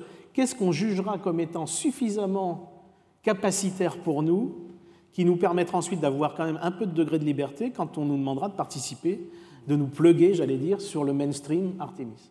Eh bien, c'est quand même, ça peut, et là, c'est juste une question ouverte que je pose, avoir la capacité par nous-mêmes d'envoyer nos propres astronautes, est-ce que ça veut dire finalement se ménager un peu de degré de liberté pour décider quand on veut le faire et à quelles conditions on veut le faire ou pas? Ça, c'est des questions qui doivent vraiment être aujourd'hui très, très mises en débat, à mon avis. Et en tout cas, ce n'est pas simple pour nous. D'abord, au niveau français, on n'a jamais privilégié ça, c'est vrai. Et au niveau européen, on n'est pas tout à fait alignés les uns avec les autres sur ces questions-là, loin de là. Je vais ouvrir donc un autre cycle de questions. Juste pour prolonger, parce qu'on voit bien que l'espace, et tu l'as bien indiqué comment, est devenu le point haut de la guerre pour la communication, pour l'observation, pour le guidage, etc.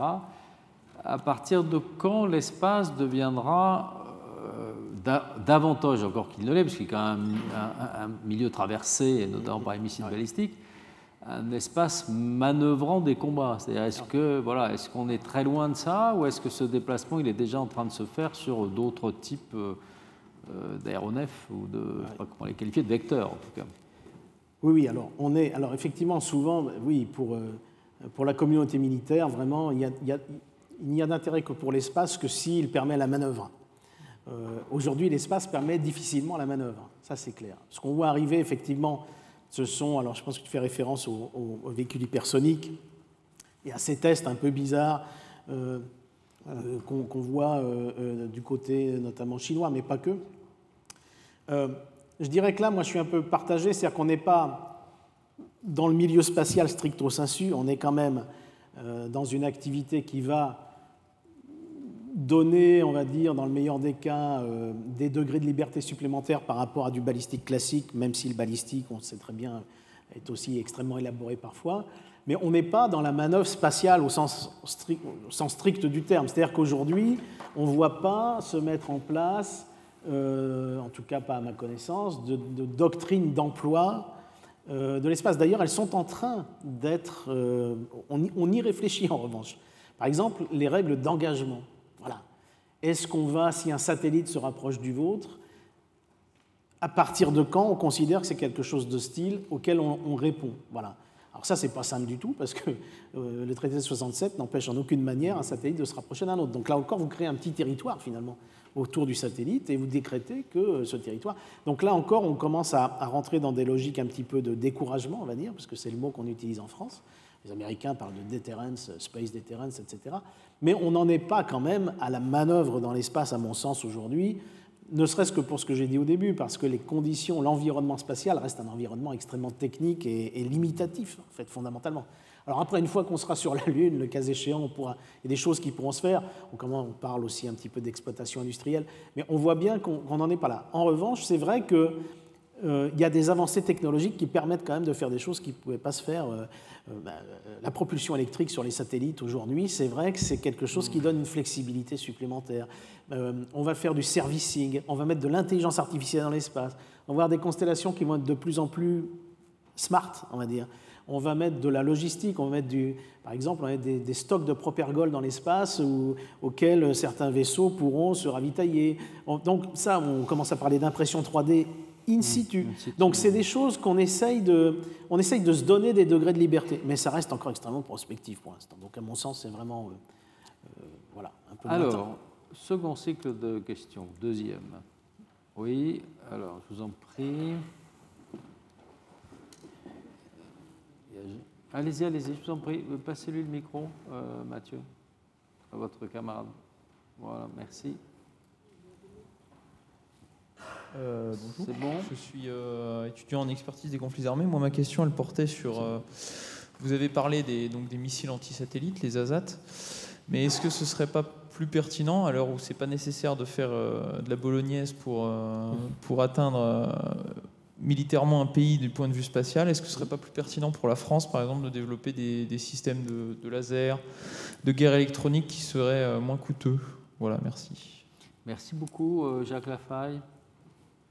Oui, bonsoir. Vous avez évoqué évidemment les très grandes puissances que sont les États-Unis, la Russie, la Chine et même l'Europe. J'ai envie de vous poser une question concernant la politique d'un autre acteur dont on parle moins, qui a pourtant une réelle autonomie en matière de lancement, qui a 2 lanceurs et qui a un programme habité, enfin, qui veut très prochainement lancer sa propre capsule dans l'espace. Je veux évidemment parler de l'Inde. Et voyez-vous se dégager une politique indienne en matière spatiale qui serait peut-être dans la suite de la politique de ce pays qui était dans le chef de file des non-alignés pendant la guerre froide? Merci Jacques. Est-ce qu'il y a une troisième question? Madame Niesotto pense... Ah, alors, je vous garderai après, d'accord? Nicole Niesotto, et ensuite vous entamerez le troisième et dernier cycle de questions. Moi, c'est 2 questions anecdotiques, mais voilà, qui m'intéressent. Il y a quelques années, je crois que c'est il y a 2 ou 3 ans, on a dit que les Chinois avaient réussi à explorer la face cachée de la Lune. Et je voulais juste... Moi, ça m'a fascinée. Et je voulais juste savoir si c'était une rupture en termes de savoir-faire, de technologie, ou si ça n'a pas de signification pour la puissance, pour évaluer la puissance spatiale chinoise. Ça, c'est ma première question. Ma deuxième question, c'est quand vous évoquez tout ce qu'on peut faire dans l'espace, et en particulier quand on est une entreprise privée, quand on est Elon Musk plus Jeff Bezos, qui représentent ensemble 10 fois le budget de l'Agence spatiale européenne, peut-être même 20 fois. En fait, tout ce que vous racontez, on va mettre des stocks, on va mettre des petits territoires, etc. Tout ça n'est régulé par rien du tout. Okay. Alors, voilà les 3 questions. Okay. Tu réponds et après je passerai. D'accord. OK. Alors, sur les assats cinétiques, hein, la destruction. Alors, d'abord, la France... à ma connaissance, n'a pas de projet d'assad de ce type. Voilà. Et de toute façon, vous avez raison, aujourd'hui, on est plus dans une démonstration symbolique, mais vous avez tout un tas d'autres moyens de perturber les systèmes spatiaux, et ne serait-ce d'ailleurs qu'au sol, hein, parce que vous savez que le spatial, ça passe par des stations sol, et aujourd'hui, on sait que ce soit via le cyber ou via des attaques physiques d'ailleurs, ou d'autres types, vous pouvez perturber gravement un réseau, etc. Les armes à énergie dirigée, les lasers, c'est des choses qui sont, depuis l'IDS, on en parle hein, finalement, de la guerre des étoiles de Reagan. Donc ça, aujourd'hui, c'est quelque chose qui... le test anti-satellite, ce qui est intéressant, c'est qu'il faut voir que quand vous détruisez un satellite depuis le sol avec un missile, vous faites une démonstration politique, une démonstration technologique quand même, c'est quand même un missile que vous envoyez. Et donc vous faites, au-delà du spatial, une démonstration de force stratégique quelque part, hein, que ce soit lié à l'espace ou lié à l'antimissile par exemple. En tout cas, ça montre que vous avez de l'activité et que vous êtes voilà, dans un club. Donc tout ça, c'est aussi instrumentalisé. Alors par contre, si vous faites des attaques qui sont beaucoup moins visibles, ben, évidemment, ce sera beaucoup plus difficile à instrumentaliser. Et en général, vous voudrez effectivement cacher ce que vous faites. Donc, il y a ce qu'on appelle les 5D. Hein. Vous ne voulez pas nécessairement détruire un satellite d'ailleurs. Vous voulez peut-être seulement le perturber temporairement. Vous avez plein de moyens de faire. Et il y a toute une gradation. Hein. Les Américains, ce qu'ils appellent les 5Ds, les 5D. Hein. Il y a 3D, ce sont des actions qui sont réversibles. Et puis les 2 derniers D, ce sont des actions qui sont irréversibles. Donc ça, c'est quelque chose qui est très... donc on est dans une démonstration. Vous savez, l'Europe, elle a su faire des ATV. Elle sait ce que c'est que le rendez-vous spatial. Elle n'a pas nécessairement besoin de ce type de démonstration pour démontrer qu'elle est une puissance spatiale. Donc je pense qu'il faut vraiment déconnecter un peu ça de... Poussons plus loin, ouais. Parce qu'on aura la même question sur le cyber. Quels que soient les moyens, ça veut dire qu'il faut des stratégies préemptives, parce qu'on n'imagine pas que des puissances agressives n'ont pas ces stratégies préemptives, soit avec des armes anti-satellites, soit de brouillage, soit de destruction. Donc ça veut dire quand même que la question, si cette menace nous est potentiellement adressée, qu'on a les moyens de la neutraliser ou de la décourager par des stratégies mais préemptives, donc du temps de paix, quand la guerre n'est pas déclarée. Absolument. Non, alors ça, on rentre à ce moment-là dans ce que les Américains appellent la dissuasion spatiale. Alors pour eux, ça repose sur 2 piliers, très clairement. C'est rendre la vie plus difficile à l'adversaire, rendre l'attaque plus difficile, et c'est ce que j'appelais la redondance tout à l'heure, c'est-à-dire qu'on multiplie le nombre d'objets, on multiplie et on remplastique les connexions de manière à faire du saut de réseau, etc., pour rendre la vie plus compliquée à celui qui veut te nuire. Et donc finalement, la partie du réseau qui sera touchée, on peut la remplacer très vite. Donc, ça, c'est le premier point. Et puis le deuxième point, c'est ce qu'on appelle impose cost, on impose un coût. Et ça, c'est la rétroaction, c'est la rétorsion, qui peut être, dit aujourd'hui la doctrine, on va dire, si on peut la considérer comme ça, space deterrence, qui peut être sur l'espace ou complètement ailleurs. Donc ces 2 pieds-là, aujourd'hui, ce sont les 2 pieds qu'on voit qui servent, in fine, de stratégie préemptive. Alors on va avoir, par exemple, on veut avoir des moyens de lancer à profusion, de manière à pouvoir relancer très vite si on a des moyens, etc. Donc il y a tout un aspect extrêmement... Ça s'appelait aux États-Unis Operationally Responsive Space, l'espace réactif opérationnel. C'était vraiment, dans tous les domaines, multiplier l'offre, que ce soit l'offre commerciale, l'offre de coopération internationale, l'offre technologique. Ça, c'est censé rendre la vie difficile à l'adversaire quand il veut vraiment vous nuire. Et puis ensuite, il y a le côté offensive counterspace, qu'on appelle, c'est imposer un coût, c'est-à-dire être capable d'attribuer un effet à une cause certaine, et donc attribuer la responsabilité. Alors ça, c'est l'attribution, c'est clé, comme dans le cyber, d'ailleurs. L'espace et le cyber sont 2 espaces communs où ce thème est clé. Et l'attribution, c'est à la fois le naming and shaming politique, on va mettre l'accusé au banc des nations, et puis le cas échéant, on le menace, en tout cas on le laisse entendre, d'une rétorsion militaire. Donc ça, c'est vrai, ce sera vrai pour le cyber, ça c'est vrai, c'est tout à fait vrai. Alors l'Inde, alors là je ne suis pas nécessairement le mieux placé, il y a quelqu'un qui est beaucoup mieux placé que moi là-haut pour parler de l'Inde, et donc je vais vraiment en dire très peu de choses. L'Inde, c'est intéressant le parcours, parce que l'Inde, c'est d'abord le pays par excellence qui a utilisé le spatial pour son développement, qui s'est lancé dans le spatial pour répondre à ses besoins en tant que sous-continent indien, que ce soit pour l'observation, l'agriculture, les télécommunications, entre les différents villages, etc. Et c'était assez frappant, on avait étudié ça ensemble d'ailleurs, de voir à quel point le spatial était intégré au système administratif indien, y compris dans les différentes régions, etc., pour que les gens, y compris illettrés, puissent y avoir accès et avoir de l'information de qualité pour gérer leur public. Et puis on a vu monter effectivement une ambition indienne d'activité dans l'espace, tous azimuts un peu. Alors que ce soit du point de vue militaire, en tout cas il y a beaucoup d'annonces qui sont faites d'un commandement spatial, etc., ou que ce soit pour l'exploration, etc. Alors là, sans doute, je pense qu'il y a un aspect, et là vraiment je parlerai sous le contrôle d'Isabelle, j'en parlerai pas beaucoup, il y a un aspect intérieur en fonction aussi des pouvoirs qui sont là, et puis il y a la relation sans doute, en tout cas il y a l'observation par l'Inde de ce que fait la Chine, de son affirmation sur la scène spatiale, et du besoin qu'a l'Inde de s'affirmer aussi comme étant, dans ce domaine comme dans d'autres, un acteur avec lequel il faut compter. Moi, c'est comme ça que j'interprète, alors il y avait des aspects très nationalistes et très à vocation interne, mais c'est comme ça que j'interprète leur essai anti-satellite de mars 2019, me semble-t-il. Et ça, vraiment, je pense qu'effectivement... Donc aujourd'hui, eh bien, l'Inde poursuit, j'allais dire, son petit bonhomme de chemin avec effectivement un programme qui la place comme un acteur majeur de demain, avec un programme effectivement habité, etc. Je dirais qu'à la limite, si on regarde facialement ce que l'Inde propose, elle va sans doute plus loin dans le discours que l'Europe aujourd'hui sur ces points-là, ça c'est clair. Ça, il n'y a vraiment pas de... Mais bon, je m'arrêterai là parce qu'il y a beaucoup à dire, je crois, et je vais me faire... voilà. Et puis dernier... Alors, la face cachée, alors, effectivement... Ce qui est frappant avec la Chine, et là encore Isabelle, je pense, ne me démentira pas, c'est que ce qu'on constate depuis quelques années, c'est qu'ils veulent faire des choses que les autres n'ont pas faites. Et à ce titre-là, ils veulent se distinguer comme une puissance spatiale à part entière, qui a son propre programme et qui va faire des premières. Une autre première, c'est quand même le lancement d'une sonde autour de Mars, un orbiteur, un atterrisseur, un rover, tout ça, un 3 en 1, qu'aucun autre pays n'a fait en réalité. Qu'aucun autre pays n'a fait. Et la Russie n'a jamais... Je vous rappelle, réussi à atterrir sur Mars. Et ça, c'est quand même frappant, parce que c'est vraiment quelque chose... Et l'orbiteur a cartographié la planète pour savoir où, pendant quelques mois, je crois, pour lancer l'atterrisseur à l'endroit propice. Ça, c'est tout à fait nouveau. Les Américains ne l'ont jamais fait.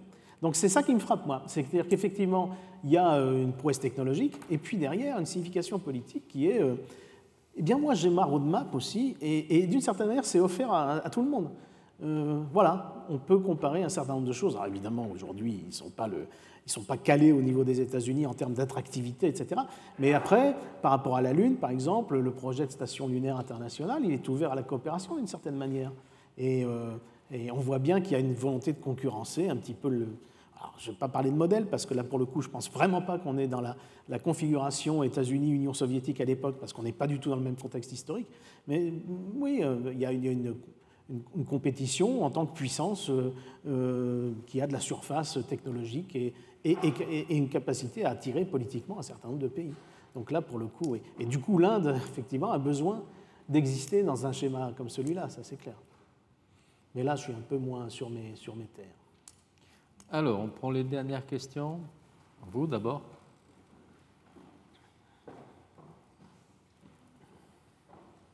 Oh.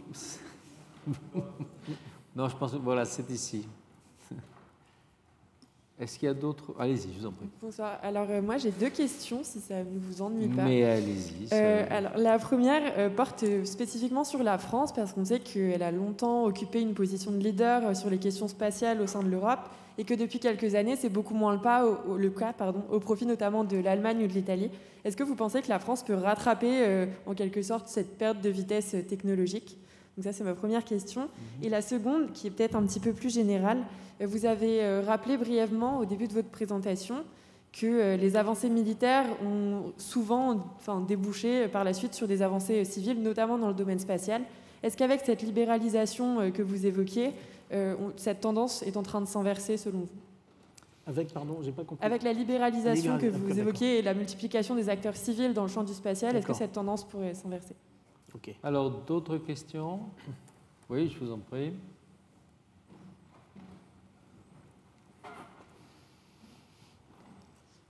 Merci. Alors, je suis aussi donc, un étudiant de Louis Gauthier et je me demandais si on pouvait en fait faire un parallèle ou une comparaison quand vous évoquiez en fait la jonction entre l'information et l'espace, et aussi donc si on pouvait faire donc un parallèle avec l'environnement maritime et l'information. Parce que l'environnement maritime est aussi un environnement hostile pour les hommes. Il y a aussi les questions de cyber qui se posent, notamment avec les câbles sous-marins où circulent les données informatiques. Et on observe aussi donc, la question avec la miniaturisation des appareils, avec des drones et des satellites qui peuvent en fait avoir un intérêt à la fois pour le maritime et pour l'espace. Donc voilà, je me demandais si on ne pouvait pas un petit peu comparer ces 2 situations. Merci. Est-ce qu'il y a une dernière question? Louis Lapéry, là-haut. Bonsoir. Ma question est un peu plus générale et j'ai presque envie de dire qu'elle est un peu molle, mais je me la pose, j'ai très envie de vous la poser quand même. Dans La crise de la culture, Hannah Arendt explique que l'aventure spatiale, il y a un élément moteur, c'est qu'on envoie des hommes dans les appareils qu'on envoie dans l'infini, alors qu'on pourrait tout à fait envoyer des appareils. Et je m'interroge, en fait, une fois qu'on a envoyé un homme sur Mars et qu'on aura peut-être créé une colonie précaire, j'ai l'impression qu'on aura atteint un absolu. Finalement, on ne va pas sortir de son système solaire. L'homme va finalement trouver une frontière qu'il ne pourra pas repousser. Quel sera le moteur de l'aventure spatiale à ce moment-là? Puisque c'est quand même à une échelle proche, c'est 20 ans. Ça sera peut-être la fin de l'extension de la frontière permanente de l'homme. Et je me demande du coup comment on va justifier des programmes de plus en plus... Enfin, comment on va justifier cette aventure? Merci beaucoup. Ce sera notre dernière question. Des questions, merci. Alors, la France, donc la France par rapport à... Alors, bon, la France reste aujourd'hui la première puissance spatiale européenne en réalisation, en programme. C'est le pays qui détient un savoir-faire aujourd'hui le plus complet en matière de lanceurs, par exemple, en matière d'activité orbitale aussi, et dans le domaine du spatial militaire. Alors, en même temps, c'est vrai que la France se voit aujourd'hui un petit peu, non pas concurrencée, enfin voilà, il y a d'autres pays, vous avez cité l'Allemagne, alors notamment l'Allemagne ces derniers temps, Et l'Italie, c'est un petit peu plus ancien pour l'Italie, et je dirais un petit peu plus constant, qui ont des velléités de se développer comme des acteurs spatiaux européens de premier plan. Alors ça correspond pour l'Allemagne sans doute à différentes raisons. Une raison classique, c'est que l'Allemagne considère qu'en tant que premier acteur économique européen, le fait qu'elle soit de second rang dans le domaine spatial est une forme d'anomalie quelque part. Et que, ne serait-ce qu'en termes, par exemple, d'effectifs, on est aujourd'hui, alors je n'ai pas les derniers chiffres, mais sur 35 000 personnes employées dans l'espace en Europe, on doit en avoir entre 13 et 17 000 en France, et en Allemagne, on doit être autour de 7 à 8 000. Donc c'est vu comme quelque chose, une exception quelque part dans la répartition, et surtout dans un domaine qui est un domaine à haute valeur ajoutée. Et donc l'Allemagne a d'abord créé des champions industriels. Ça ne date pas d'hier. Et par exemple, vous avez l'entreprise OHB aujourd'hui, qui est une entreprise qui occupe un rang important dans l'espace européen. Vous avez le DLR aussi qui s'est transformé au fil du temps. Le DLR, il faut se rappeler, donc le CNES allemand, si vous voulez. C'est d'abord, à l'allemande, c'est d'abord une fédération d'instituts universitaires, le DLR. Mais on voit bien qu'il y a eu toute une réflexion pour faire du DLR un instrument un peu plus opérationnel, et notamment dans sa relation à l'industrie. Ça aussi, ça participe d'un effort lent, très organisé pour faire monter en puissance le spatial. Et puis on a vu récemment des projets de petits lanceurs, par exemple, pour concurrencerait un petit peu Arianespace. Aujourd'hui, il y a le projet d'Ariane Group qui a été dévoilé. On voit bien qu'on est dans une relation comme ça. Dire, comme vous le dites, il y a une déperdition technologique en France au profit de l'Allemagne, je ne crois pas qu'on puisse le dire comme ça. Je pense qu'on a quand même, on a certainement besoin de repenser l'espace européen. L'Allemagne aujourd'hui n'a pas du tout la même conception de l'autonomie dans le domaine spatial. Ça ne gêne pas l'Allemagne de faire lancer des satellites militaires allemands sur des Falcon 9 de SpaceX. Ça ne gêne pas l'Allemagne de ne pas donner la préférence aux lanceurs européens pour ses satellites institutionnels. Ça ne gêne pas plus l'Italie d'ailleurs. Et quand on pousse un peu les choses, on se fait dire que finalement, en réalité, la France a un peu la main mise sur le secteur des lanceurs, tout ça a un coût, et que finalement, si on va au mieux-disant, on peut trouver mieux ailleurs. Et que si on devait penser préférence européenne, ça signifierait repenser l'organisation de tout ça. Alors c'est toujours un peu spécieux parce que il y a du côté allemand pas la même sensibilité à l'autonomie. Vous dites aux Allemands, enfin moi ça m'est arrivé de discuter avec des hauts responsables allemands politiques qui me disaient, mais vous savez, nous, l'autonomie d'accès à l'espace, l'indépendance d'accès à l'espace, c'est un concept français. Ce qui m'intéresse, c'est la garantie d'accès à l'espace. Et quand vous leur dites, mais si vous voulez une garantie à 100%, ça passe un moment par une indépendance, ils me disent, ça aussi, c'est un argument qui n'a plus cours aujourd'hui, parce que regardez, il y a tellement d'offres. Alors, ce qui, en fait, opérationnellement est faux. Le jour où vous voulez lancer un satellite d'une certaine sorte, à un certain moment, vous n'allez pas avoir tant d'offres que ça, en réalité. Mais il y a un peu cette idée-là que, finalement, la France, a un peu toutes ces industries, etc., bénéficient d'une manne européenne et qu'il faut, Donc, aujourd'hui, je pense que tout ça est quand même en train de conduire à une sorte de poussée allemande. Et puis, il faut rajouter par-dessus le fait que le côté start-up, le côté New Space, ça a impacté très fortement en Allemagne. Il y a un vrai attrait pour ça. Il y a l'idée que là, pour le coup, l'Allemagne est vraiment capable de faire jouer cette différence pour faire éclore des sociétés, des start-up, etc. Donc je pense qu'il y a une petite émulation là-dessus, avec derrière, finalement, la vision d'une économie plus libérale, peut-être, qui permet une éclosion plus facile, etc. Enfin, il y a sans doute quelque chose de cet ordre-là. Donc ça veut dire quoi? Ça veut dire qu'il faut nécessairement une harmonisation au niveau européen, et ça, il faut pouvoir en parler au plan politique. Ça fait partie, à mon avis, d'une harmonisation plutôt économique et de la vie des entreprises, même si l'Europe ne fait pas de politique industrielle au sens large, au sens strict. Alors, la libéralisation et l'effet sur le moteur d'entraînement. Alors, comme je vous ai dit, je ne l'ai pas dit d'ailleurs, mais pour moi, il n'y a pas de privatisation de l'espace. Il ne faut pas se tromper. Il y a un rôle accru de l'acteur privé, certes, mais en relation avec des concepts politiques qui se sont adaptés à l'émergence et qui l'ont même suscité, l'émergence des acteurs privés, qui fait que l'acteur privé, il est pris en réalité dans un espèce de filet d'action et de financement public, financement gouvernementaux, qui lui donne un rôle dans un projet gouvernemental. Donc il faut se rappeler d'une chose, c'est que d'abord au niveau juridique, in fine, ceux qui sont responsables, en définitive, ce sont les États toujours. Les États sont responsables des activités spatiales au sens strict du terme, au plan international. Et finalement, l'acteur privé, il vient parfois conforter. Je vous ai parlé d'infrastructure. Hein, on va mettre en place de l'infrastructure. Ben ça correspond à des visions militaires, je vous l'ai dit. Aujourd'hui, par exemple, au Pentagone, on parle en termes de layers. Quand on parle satellite, on ne parle plus de satellite, on parle de couches. Alors il faut une couche qui fasse ceci, une couche qui fasse cela, etc. Et ça, c'est vraiment des concepts auxquels ils pensent, qui sont assis sur cette vision qu'ils ont du fait que l'infrastructure va de toute façon se mettre en place. Et donc il faut préempter cette mise en place et commencer à réfléchir en couches. Et on a par exemple l'Agence de développement spatial aux États-Unis, qui est une entité qui a été créée il y a à peu près 3-4 ans. C'est une des entités gouvernementales les plus leaders, les plus motrices sur cette vision infrastructurelle des choses. Donc en fait, il n'y a pas d'opposition et il n'y a pas de privatisation. Le gros de l'argent qui circule dans l'espace, c'est de l'argent public. C'est du financement public. Donc ça veut dire que la vision militaire, la vision stratégique qui a toujours sous-tendu l'espace, pour moi, elle ne s'arrête pas avec, elle ne disparaît pas avec l'émergence des nouveaux acteurs économiques. Après, comment tout ça se marie, c'est vrai que ça, c'est une histoire qui est en train de se raconter, si vous voulez. Mais en réalité, les bases sont les mêmes. Les bases sont les mêmes. Je disais tout à l'heure, la connexion, elle se fait à un moment donné dans une société donnée. Et aujourd'hui, ce n'est plus le moment de la guerre froide. Les États-Unis d'aujourd'hui ne sont plus les États-Unis des années 50.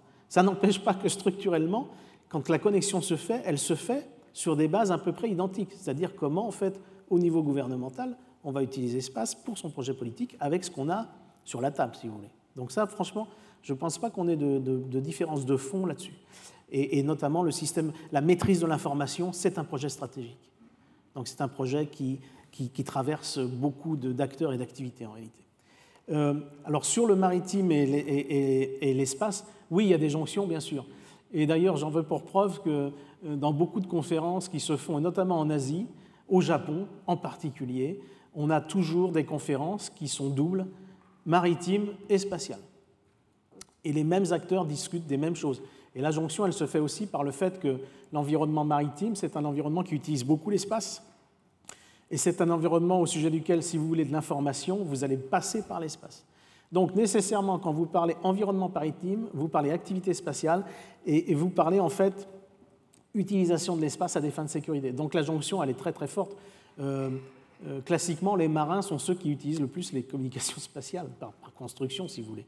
Donc moi, je crois cette jonction, elle existe. L'information, c'est au centre de tout ça, ça c'est vrai. Mais aujourd'hui, vous avez, y compris en Europe, pour l'Europe, l'Union européenne, l'un des thèmes qui lui permet de parler d'espace aujourd'hui, c'est le thème maritime, c'est la sécurité maritime, c'est l'EMSA, c'est tout ça. C'est la protection des lignes de commerce, enfin des trajets commerciaux, etc. Alors la dernière, c'était... ah oui, l'homme, une fois qu'on sera allé sur Mars, qu'est-ce qui restera Alors c'était une bonne question. Alors c'est vrai que vous avez raison, hein. En fait... l'espace, notamment pour les États-Unis, ça a toujours été extrêmement parlant pour l'opinion publique, parce que dès qu'on est tout petit aux États-Unis, on apprend deux trucs. C'est que les États-Unis se distinguent de l'ancien monde par le fait qu'ils sont sur la frontière, qu'ils sont toujours en mouvement, et c'est ça, le thème de la frontière est un thème essentiel, et quand on voit les discours qui étaient faits sur la Lune, puis plus tard par Reagan sur l'IDS, c'était toujours la high frontier, la next frontier.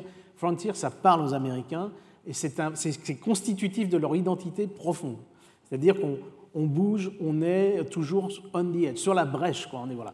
Et puis il y a la destinée manifeste, on lead, alors ça c'est la deuxième composante. Voilà, on est naturellement porté à être les leaders un peu de l'humanité pour découvrir, explorer, etc. Alors évidemment, Mars, on pourrait se dire, effectivement, ça va être la dernière frontière, si j'ose dire. La question se pose plus largement pour le vol habité en réalité. Quand Elon Musk dit, eh bien voilà, je vais lancer 10 000 fois 100 personnes en un siècle et j'aurai une colonie martienne au bout d'un siècle d'1 million de personnes sur Mars, évidemment, personne n'y croit.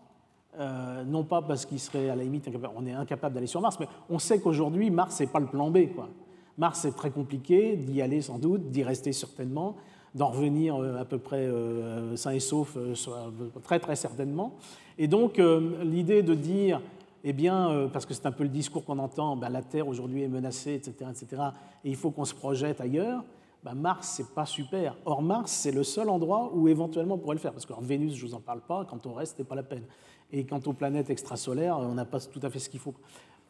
C'est pas grave, aujourd'hui, on est pour les États-Unis, si vous voulez. Pour moi, vous savez, le programme lunaire dont on parle, ça va nous occuper pour les 3 prochaines décennies, en réalité. Ça va être vraiment... Mars, on en parle parce que, voilà, mais c'est pas le...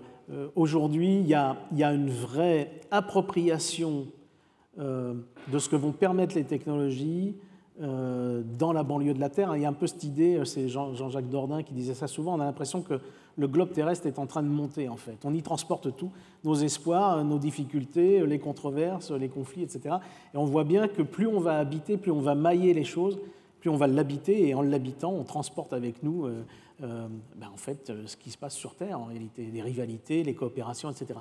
Donc ça, c'est quelque chose qui va quand même nous occuper, je pense. Je pense réellement que ce programme Artemis, indépendamment de la forme finale que ça prendra, il a une capacité à fédérer de l'activité qui, pour des raisons politiques, va être fondamentalement très fortement financée. Et avec la possibilité, par la technologie, d'une forme d'ubiquité, c'est-à-dire qu'on va développer certaines technologies dans le cadre de ce programme qui, pour le coup, auront vraiment, avec cette jonction du système d'information, etc., des utilités nombreuses. Et donc, rien que pour ça, je pense qu'il y a une... Et ça fédère aujourd'hui aux États-Unis, il y a une forme de fédération des opinions, des enthousiasmes pour ce programme fondamentalement. Même si l'administration actuelle est un tout petit peu plus, sans doute, réservée que l'administration précédente dessus. Voilà. Xavier, un grand merci. Merci. Voilà, bravo.